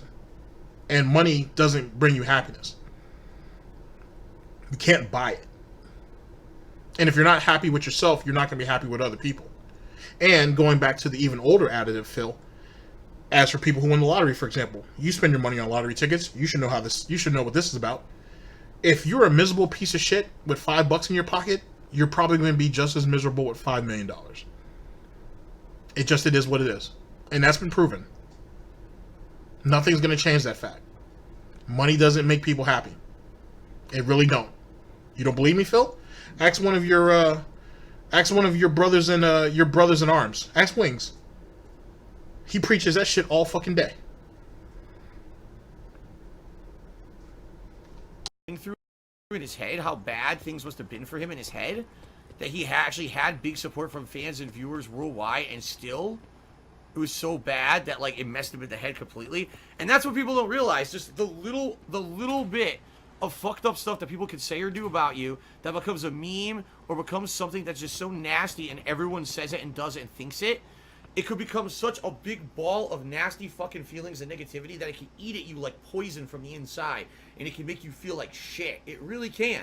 I mean, there's things that people say about me that I feel awful, and I do. Sometimes I want to fucking just crawl up into a ball and cry in a fucking fetal position. But I say, I can't. I can't do that. I got to tough through it. I got to keep being strong. Here's my question, though, Phil. If people say these things that hurt you so bad, that make you want to go ahead and get into the fetal position and cry, this, that, and the third, how would that be the case, and how would it be able to bring you to such a point of mental condition when it's not true? How's that a thing? Now, keep in mind, ladies and gentlemen, this is the same idiot who says that there's a snidbit of truth in everything that's said about him, which going out on a limb here and believing that's the part that hurts him the most, despite the fact that in every situation that Phil is accused of, every air quotes meme that is out there about him, it's usually his words or his actions that actually perpetrate that started it, that was the alpha of all of it. But yet again, it's all supposed to be lies. They're all supposed to be, it's all unfounded. They're just haters. They're mentally ill idiots. But yet it makes you want to get into the fetal position and cry. And even if he doesn't do it, that's how he feels and that's what he wants to do. I don't know, ladies and gentlemen, that doesn't sound like a mentally strong individual to me. I gotta hope that there's a light at the end of the tunnel. I gotta hope that, there's gonna be a resolution to my problems long term, and regardless of the amount of fact that the people want to see me fail so much, that I can still get through it somehow, right? That's the truth of the matter. I don't know. It's just a fucked up, life is fucked up, and especially this whole new online culture is so fucked up that people could just be so nasty or disgusting to each other anonymously and get away with it, and it's okay. Oh, so yet again, Phil, we're going back to this anonymous thing again. So basically, if everybody show their face and shit it on everybody, it's okay. And why is that, Phil? so everybody can go ahead and SWAT each other? So everybody can go to each other's house and shoot themselves? Or shoot each other, I should say. Is that what you want exactly? Is that supposed to be a solution to what is the problem? Is that what you think, Phil? And this is coming from an individual, ladies and gentlemen, being Phil Burnell, who's been allegedly doxxed. Or no, he doxxed himself. He's been swatted. He's been swatted. So that's what you throwing away your anonymity gave to you. You remember that, right, Phil? You know, when they kicked down the door and shit, put you on your fucking, and went ahead and put you on your fucking belly and say, you move and you're gonna shoot? Or how they went ahead and grabbed Panda and shit, smacked her in the ass and shit, threw her on the bed and said, hey, you move, you're gonna get shot? Oh, I'm sorry, Phil. That doesn't happen to people like you all the time, though. My bad. You're the lucky one. You're right. My bad. They told your ass on the, what do they call it? I want to say blowhorn, but that's not what it is. On the loudspeaker, I'll just call it that. They told you on the loudspeaker to come out of the house, hands up. And you guys you and Panda walked your asses out of that house quietly. And 2 cops, I would say 3, but then again, Phil, you say there was like 20 of them and shit. But 2 or 3 officers, because actually it has to be at least 4, if I had to guess. But we'll say between 2 and 4 officers went into your house and cleared your house room by room, found your little setup, and said, what we got here? Gamer shit? Yeah, a lot of gamer shit. Nice hot take from the cops. And then they came outside. But let's talk about the situation with you when you came outside, Phil. Let's talk about that for a minute. So you come outside from you being swatted, 20 people out there, guns drawn, right? On top of the dudes that end up going into the house to clear it. You walk up to the police officer who's in charge and ask him if you can put your hands down, which I've never heard anybody ask a cop if they can put their hands down. Last time I checked, you wait until the cop tells you to do that. Matter of fact, you don't say shit to the officer until the officer tells you that you can say something. But whatever, you know, we're in a different part of we're in different states, so maybe things are different around your way. Anyway, you came out, asked if you could put your hands down. They went ahead and explained the situation to you. You said they were relieved. After they cleared the house, they let you go back in, and you went back to playing Batman. No problem. Despite the fact that in that whole situation, there was a whole lot of shit fucked up. There was a whole lot of things wrong about that swatting situation. From the point of view making the joke, you pausing the game to make your bullshit joke, to you hearing the cops tell you to come outside, to you guys coming outside quietly, they clearing the house, and they let you go back in with no repercussions. They didn't kick your door down. They didn't do none of that shit. You said that they called you, or at least I think you said that they called you, but you didn't hear it because you were interacting with the game. But you would have felt the vibration of it, I would think. And isn't Panda's name on the lease too? So wouldn't they have called her as a point of notification also if they couldn't get a hold of you? She does live there, right? She would be considered one of your contacts, you know what I'm saying, in a situation like that where there's a swatting. And on top of that, Phil, didn't you say that you had already notified the police ahead of time, so they already knew what the situation was going to be? I don't know. There's a whole lot of discrepancies going on with that swatting situation. Semantics, I'm sure. But, yeah, you're the lucky one, right, Phil? You're the lucky one. But everything's so bad for you, though. Life is so horrible. Gotcha. Oh, that's just meme culture. That's just YouTube culture. That's fine. No, it's not fucking fine. It's not fine to throw out all common sense, all common decency, all common morality, and flush it down the toilet just because you're online and you're fucking anonymous. It's not. It's fucked up, and people shouldn't promote it. They shouldn't propagate it. They shouldn't, spread it. They shouldn't say it's funny. They shouldn't laugh at it. None of that should be okay. None of it. You should have something up here or something in here that tells you what you're doing is wrong. Real quick, Phil. What about King Tut and his docs that you allegedly have? When the one that you're spreading around to your mods, allegedly. I'll give you that. Allegedly. What about that, Phil? And what about some of the doxes of allegedly that you have of the people from your forums? What about that? And what about B Awesome One's docs that I'm sure that's on your desktop somewhere? What about that? So it's not like you haven't tried to fight back against this anonymous type of culture. It's not like you haven't taken videos down and taken channels down behind the scenes too. You just don't have the power to do that anymore. Didn't you not say one time, Phil, that oh, I can't combat against these people because I don't have hacker friends that can retaliate on my behalf. You did say that. You almost said that word for word. So it's not like you haven't taken steps, air quotes, against your detractors before. It's just you can't do it now. Okay, I was just curious. The fact that there's so many fucking people out there today that don't know that and don't have that feeling is very fucking disturbing for the future of this fucking planet. There's so many people that have no actual conscience on the inside and they'll just fucking hurt people nonstop because they can. That's fucking disgusting. It's absolutely disgusting, and I feel absolutely fucking horrible for Etika and his family and his fans because it's a fucked up world we live in, and I feel sick. And that's the truth. See, Benboxer, it doesn't matter, though. That's the thing. Benboxer, oh, those people are losers. You can just ignore them. But that's the problem is it doesn't matter that they're losers who start the rumor. When it becomes a meme, and now it becomes, oh, it's a funny thing that everyone repeats about you, now it becomes truth. It doesn't even matter if the meme is true or based on a snippet of fact. That becomes a common belief that people now have about you. There's a lot of people out there that just believe that I'm a racist, I'm a pedophile, I'm a scammer, I'm this, I'm that. I mean, I can tell you a million things that people say about me. And they believe it. Just because it became a meme to hate on me, they believe that shit. You know? In particular, I don't know with Etika what the memes were about him. I have no idea. But obviously they must have been pretty fucking bad if they got to him that bad. You know what I mean? Like, I don't know. You know, for me, I have a million things that say about me. You can say, oh, just laugh it off. Until you go to try to get a job and someone does an internet search about you and finds 500 disgusting, vile things that people have said about you coming to the forefront of the internet search, right? And now why are they going to want to hire someone for their company who has a million things negative on the internet about them, right? That's like, oh, just go get another job. I couldn't anyway. Even if I wanted to quit doing this and go get another job, I would never get hired. I would have to, like, go out of my way so strong to convince people that all of it's bullshit. You know? It's pretty fun. You mean like how you try to convince Curse to go ahead and, despite the fact that, as you said, Phil, they had a dedicated person at Curse, right? This is the story. Check this out. That Curse had to have a dedicated person to go through all of the false reports that was being filed against Phil daily, apparently daily, to where someone had to work an 8 to 10 hour shift to work all this out.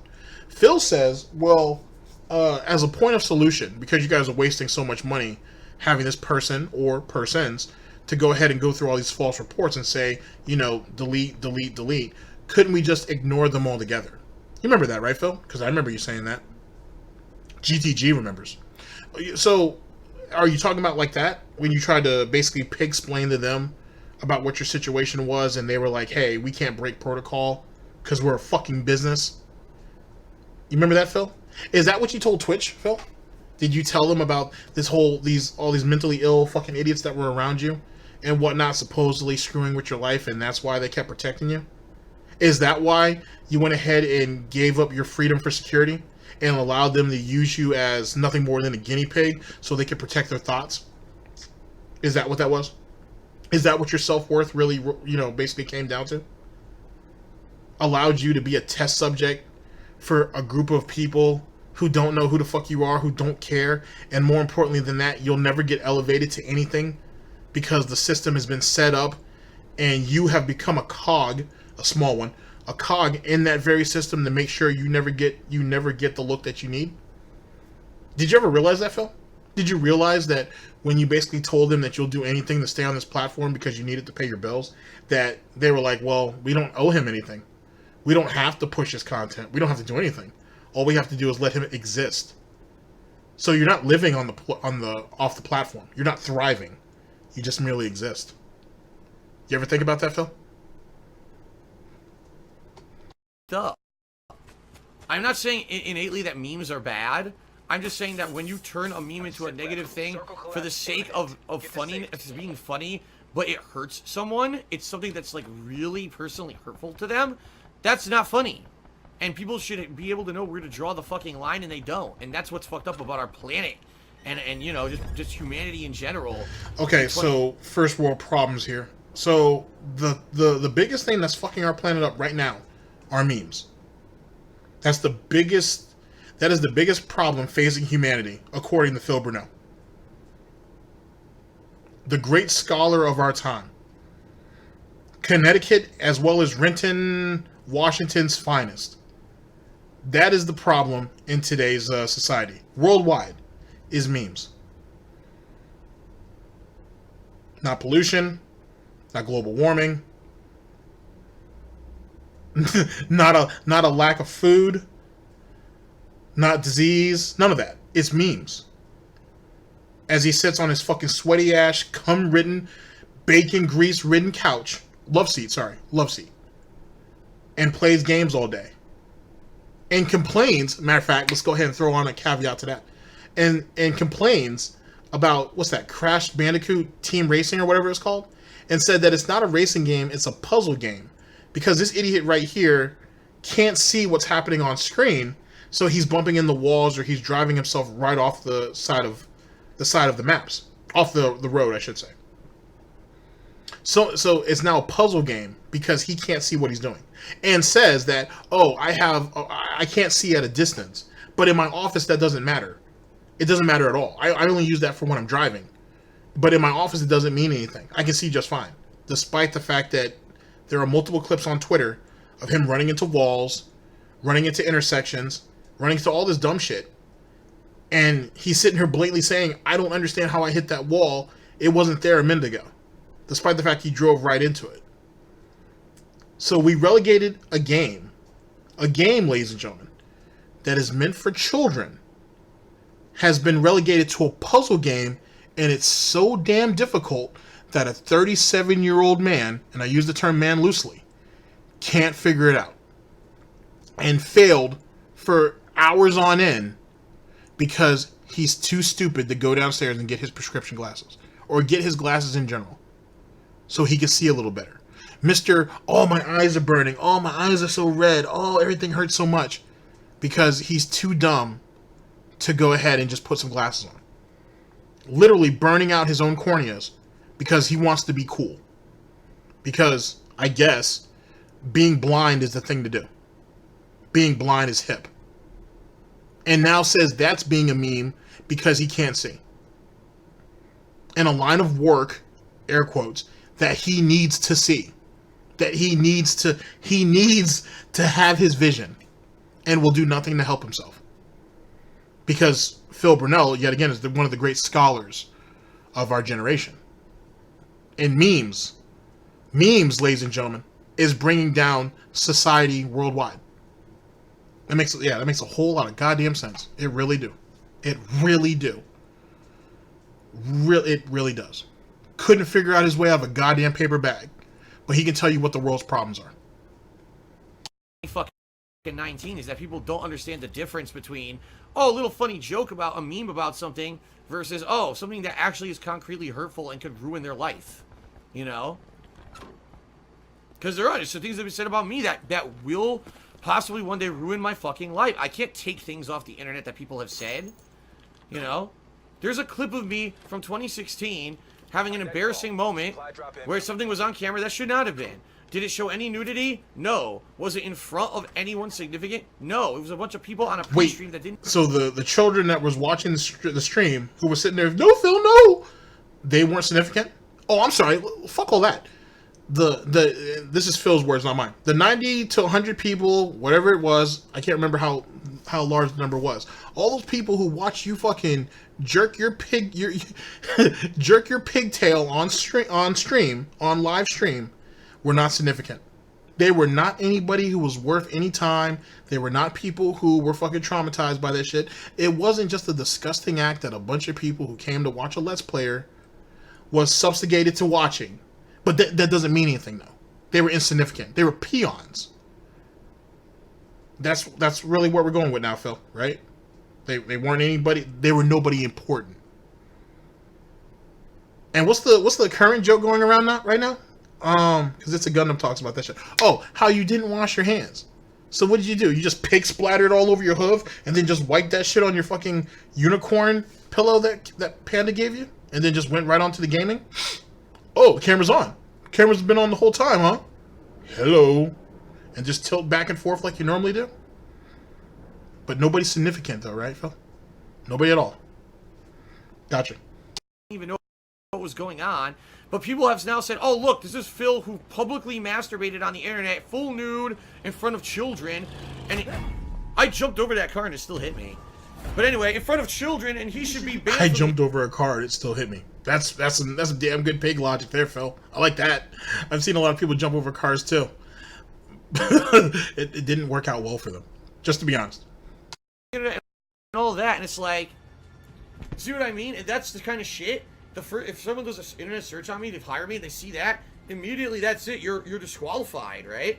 You're completely disqualified. Forget it. You're never going to be eligible for a job or anything because of the shit that people have said, you know? It's pretty completely, utterly fucked up. You know what I mean? The things that people say and do about people. Oh, that's a funny meme. No, it's not a funny fucking meme. It's something that could ruin someone's goddamn fucking life.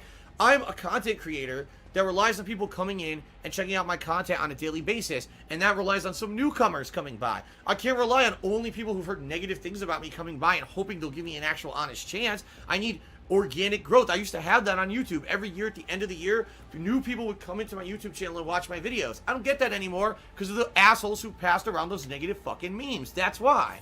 Now people won't give me a shot. They come in with this negative expectations of who I am, and so people get actually pleasantly surprised that's actually not who I am. But most people just believe that, you know, just blatantly, they just believe that stupid shit, okay? And it's really annoying. While you're doing your lean in manual, first things first, Phil. Organic growth, you used to have that every year until all of that was spread around. Even though, like I said, the Project 7 thing was a problem. The whole Pandalese situation with Kingdom Hearts was an issue. I mean, you know what I'm saying? The whole John and Howard video was an issue. You treating people generally like shit was an issue. The Chris and Teo situation was an issue. The whole thing with Aryan Lord was an issue. I mean, I'm just giving you some examples, Phil. You know, take of that what you will.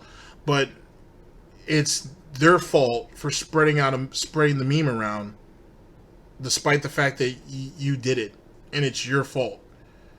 And you are, at the end of the day, the person who's responsible for himself. You're a grown fucking adult, and you did it. It was your fault. And not only that, but not only did you try to get those videos taken down, but then later on you ended up embracing it because you were desperate and you really thought you could parlay it into something. And then when that failed, you just got stuck. Because were you not on Twitter spreading around the memes and shit? Or spreading around the screenshot of you? Weren't you not doing that? Trying to benefit off it? Kind of like with This Is How You Don't Plays. And how after a couple of years you tried to finally see if you could profit off of it, and then still not man enough to accept it as what it was supposed to be, something funny. You went ahead and had your community creation program and then asked your fans to make This Is How You Don't Plays, and then got mad because they weren't as good and they didn't get the views and they weren't as popular. And then you ended up fucking those fans over because they were really doing this video to try to help you, to try to get you views on KO Gaming. And when a few of them didn't do well, you basically shelved everything else. So people who spent, in your own words, 6, 7, 8 hours putting these videos together for you, all you had to do is slap your intro on it, and then go ahead and just put it on the channel. You didn't do it because you felt it was a waste of your own time. But if they were supposed to be funny, and it's supposed to be like satire, or whatever the case may be, why didn't you put those videos up? Because they weren't catching views, people were laughing at you, and laughing at them probably, because of what they were doing, and you just shelved everything. So people threw away hours and hours of work for your own personal ego. You don't see how the sins of the past is slowly but surely catching up to you? Well, it's been caught up to you. It's lapping you at this point, to be honest. But yet it's still everybody else's fault but your own, huh? Already. Amazing. Just amazing. He's literally giving the reason why he's never going to get a job. He's literally putting it out there. Hey guys, I'm never going to give a job. I'm never going to get a job because I can't get a job, and you guys are always going to have to support me. He's literally pig-splaining that to all of you right now.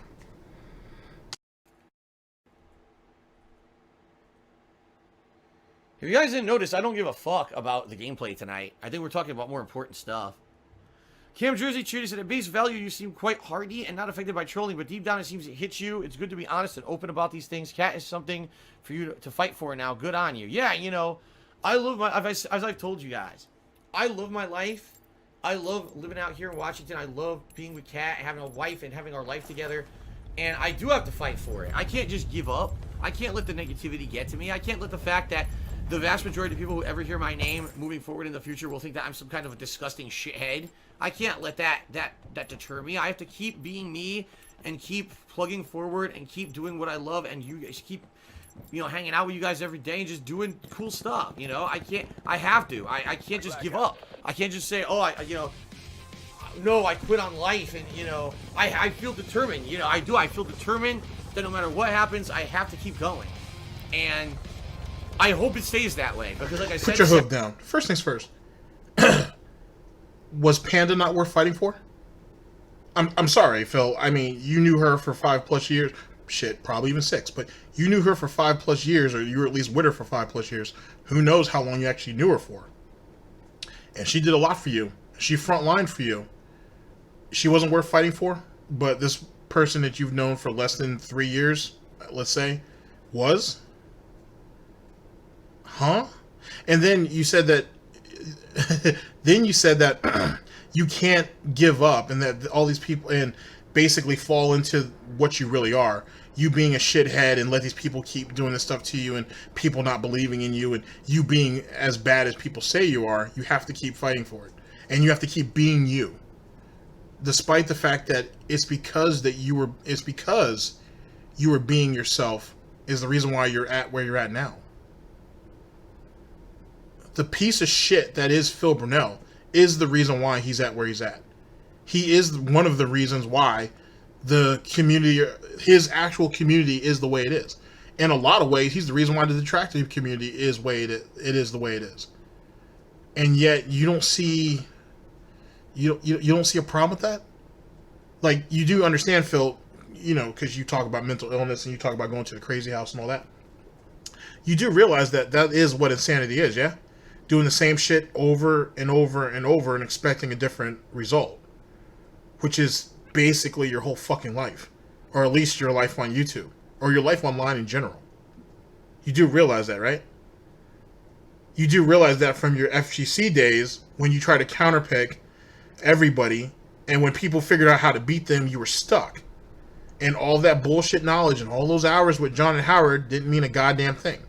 Or all that time that T put into your bitch ass meant nothing, because you didn't utilize it. You went for the most easiest tactics possible, and when it didn't work because people were smart enough to outthink it, you left. You got out because you couldn't hold a candle to them. Being you, being authentic, being real, is one of the greatest downfalls you've ever put onto yourself. I've always said you are your greatest detractor. And you are your worst detractor. And you just keep proving me wrong. You keep proving me right. Consistently. I feel like, Phil, you go out of your way to prove me right. You go out of your way to prove us all right. Whenever people think you can't hit any lower, you do. I feel like you go out of your way to do it. But you're going to keep being real. You're going to keep being you. And hope things work out. As if it's worked out up till now. Are you fucking serious? And then fighting for Cat. Cat don't need you to fight for her. Trust me. Trust me with every fiber of my being, Phil.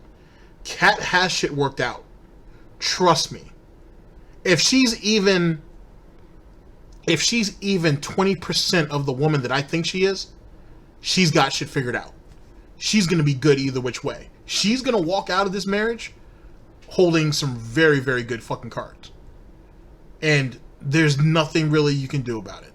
And there is so much shit about you on the internet that you're worried about a job. That's what you're worried about. You're worried about employment.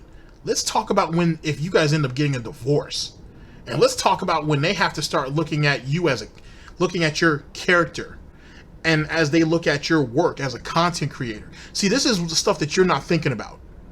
And it's sad that a fucking brain dead idiot detractor has to do it for you. Think about that, Phil.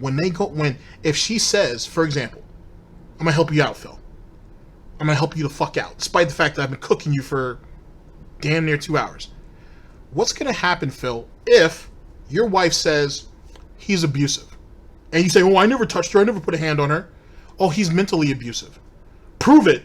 And they go online and they find all of those fantastic videos of you shitting on people in your chat, or you shitting on people on YouTube, or you shitting on detractors, or you shitting on this, that, and the third. A good lawyer doesn't give a fuck about the content and doesn't give a shit about the context. It's how he or she can manipulate that to best suit their client. But see, you wouldn't know about that because you don't leave your fucking house. You don't know about that because you don't talk to people. And the people you do talk to probably haven't done much yet. So they don't know either. A good lawyer is going to rip through you like fucking a hot knife through baby backs. I know it because I'm doing it myself. And you can't say shit. You can go to court and try to explain it to the judge all they want. You're just a case number. And what are they going to want to do? What evidence do you have that's going to be good enough to get this piece of shit out of my fucking face so I can get on to the other 30 fucking cases I have for today? Okay, you got this, this, and this. You got a video that you can show me? Oh. All right. Award her half. Award her 75%. Fuck it. Award her all of it and get him the fuck out of my face. And Phil, you still got to pay for your lawyer. And if Kat's smart, she'll make you pay for her lawyer too. And you still got court fees. So you talk all this bullshit about, oh, I want a game company to take me to court. I want them to do this. I want them to do that. They're just going to do to you what Google ended up doing, or YouTube/Google ended up doing to Zombie Go Boom, and bleed them out for a couple years and still get the case dismissed. This is how the real world works. This is how business works. And you have no fucking clue at all. See, what you think, Phil, is you got Kat under your hoof.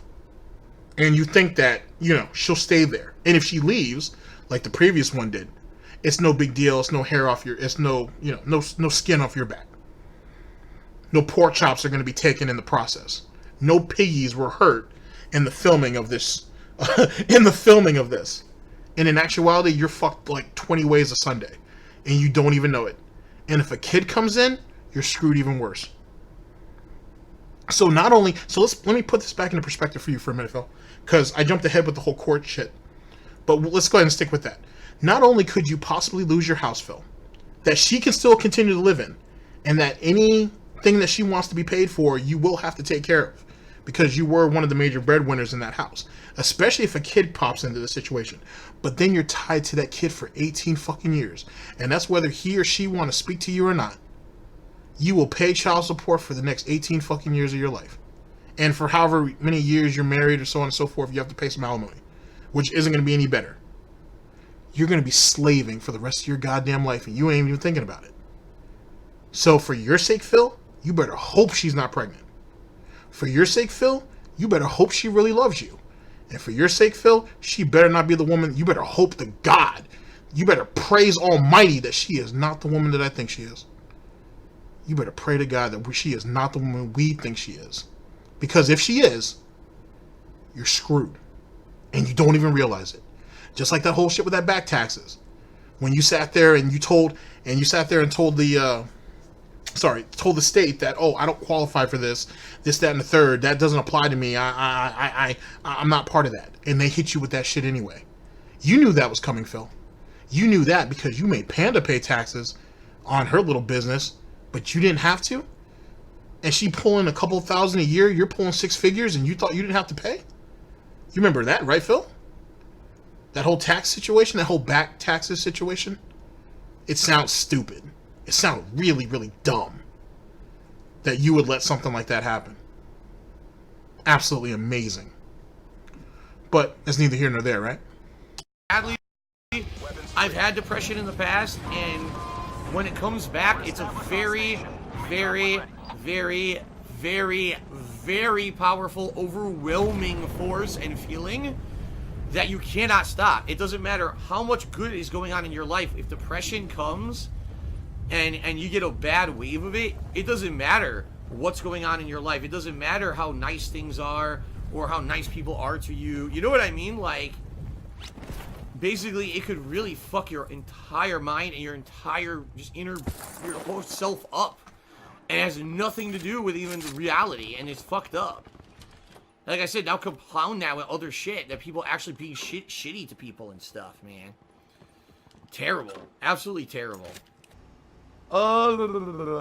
So SJ tipped me $2. It basically said, in 2017, when all that negative shit was happening to me, for some time I looked really depressed, and I also looked awful physically. You looked like you had a severe illness. I was worried for you back then. I'm glad things turned around and you didn't do anything drastic. I'm not gonna reveal too many personal details, but the reality is that, like, things were to that level, you know? Like, things were, like, not only mentally was I fucked, but my body was fucked, too. Like, there's a lot of stuff going on that I don't reveal to you guys. But there was stuff going on that was not good, okay? To the point where I really needed something to turn around, because I there's no way I could have kept going that way. Let's put it that way. So thank God they did. You know, thank God I met Kat. And, you know, everything did turn around, and things are much better now than they were, that's for sure. So thank God that you were able to convince another woman to come and take care of you. And that everything worked out for you. That's what the takeaway is, Phil. Right, Phil? This is what the takeaway is. He's fucking useless. He really is. He's fucking useless as a person. If you're someone, and I recommend you watch the Mighty D version of this. Don't watch mine. It takes too damn long. And I went along on a bunch of tirades for no fucking reason. I had a reason, but you know what I mean. I don't understand how people could in their right mind honestly look at Phil Burnell and think he's worth charity. He's worth being helped. I don't want to take his livelihood away from him. You know what I'm saying? He doesn't have any popularity. I doubt he really didn't. When you have a bunch of people who really didn't know any better. Sorry, Phil. That whole white hot popular dumb shit too, and living in the past, which is fucking silly and pathetic. I don't have to give any credence to any of that shit, and I don't, so I won't. But I mean, he's weak. He's weak. He's weaker than the person that we just recently found dead, because he literally needs other people to keep going, and I don't mean financially. I don't mean physically. I mean mentally. In all the ways that an individual should somehow be strong and be able to stand on their own too, he can't even do that. He doesn't have it in him. And yet, whether at their own personal fault or his, people want to keep him going. They want to keep him limping along. And you're hurting him. In the reality of it all, ladies and gentlemen, the people who help him, and I don't mean who help him out of trolling to entertain themselves. I don't mean that shit. It's funny, but it is what it is on that. But the people who really give him money, thinking that it's helping Phil to get to the next day and so on and so forth, you're hurting him. Because the day by day you make him weaker. You make him weaker physically and mentally and emotionally. You're not helping him at all. At all. And he's not even smart enough to figure that out. One day, ladies and gentlemen, he's going to have to be a man and stand on his own too. And he can't do that now. I don't think he can do that in 10 years. I don't think he can do that in 15 years. He has spent his life manipulating everybody he can on the way to get to where he's at. He has used everybody around him to his benefit his whole life. You really expect someone like that to be able to work hard at something else that he has to really put effort into, when he could just continue to spend his time manipulating a fan base, or a cult, or a following that's dwindling by the day? You really believe that? You really believe that? If you are a Phil fan, or a Phil supporter, I'm going to give you the hard truth right now. And if you don't believe anything that I've said, or anything that I ever say, believe this. You're killing him. You are killing him. And I say that with all fucking honesty. This isn't a joke. This isn't a meme. You're killing him. Every day that he doesn't get up off his fucking ass and be a man and do what he needs to do, you're killing him. And all you're doing is watching him die slow. And if you're okay with that, keep doing it.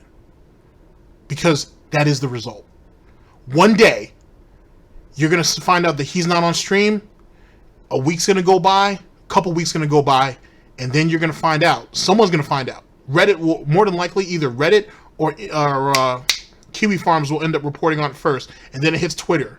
That they're going to find him in that house. And he died of a heart attack. I guarantee it. Well, I can't guarantee it, but I'm pretty sure of it. Either that or he hangs himself. Whichever comes first. You're killing him. You are killing him. It's not going to be Tevin's fault. It's not going to be Evil AJ. It's not going to be the remnants of Sons of Kojima. It's not going to be Freddy Boy. It's not going to be any of those people. It's not going to be Slow Beef. It's not going to be... I want to say Dragon Killer, but it's DSP Archives. It's not going to be any of those people who end up killing Phil. It's going to be you. You as the supporters of Phil, who think you're doing this man justice, who you think you're helping, you're killing him. Mark my words. You're killing him.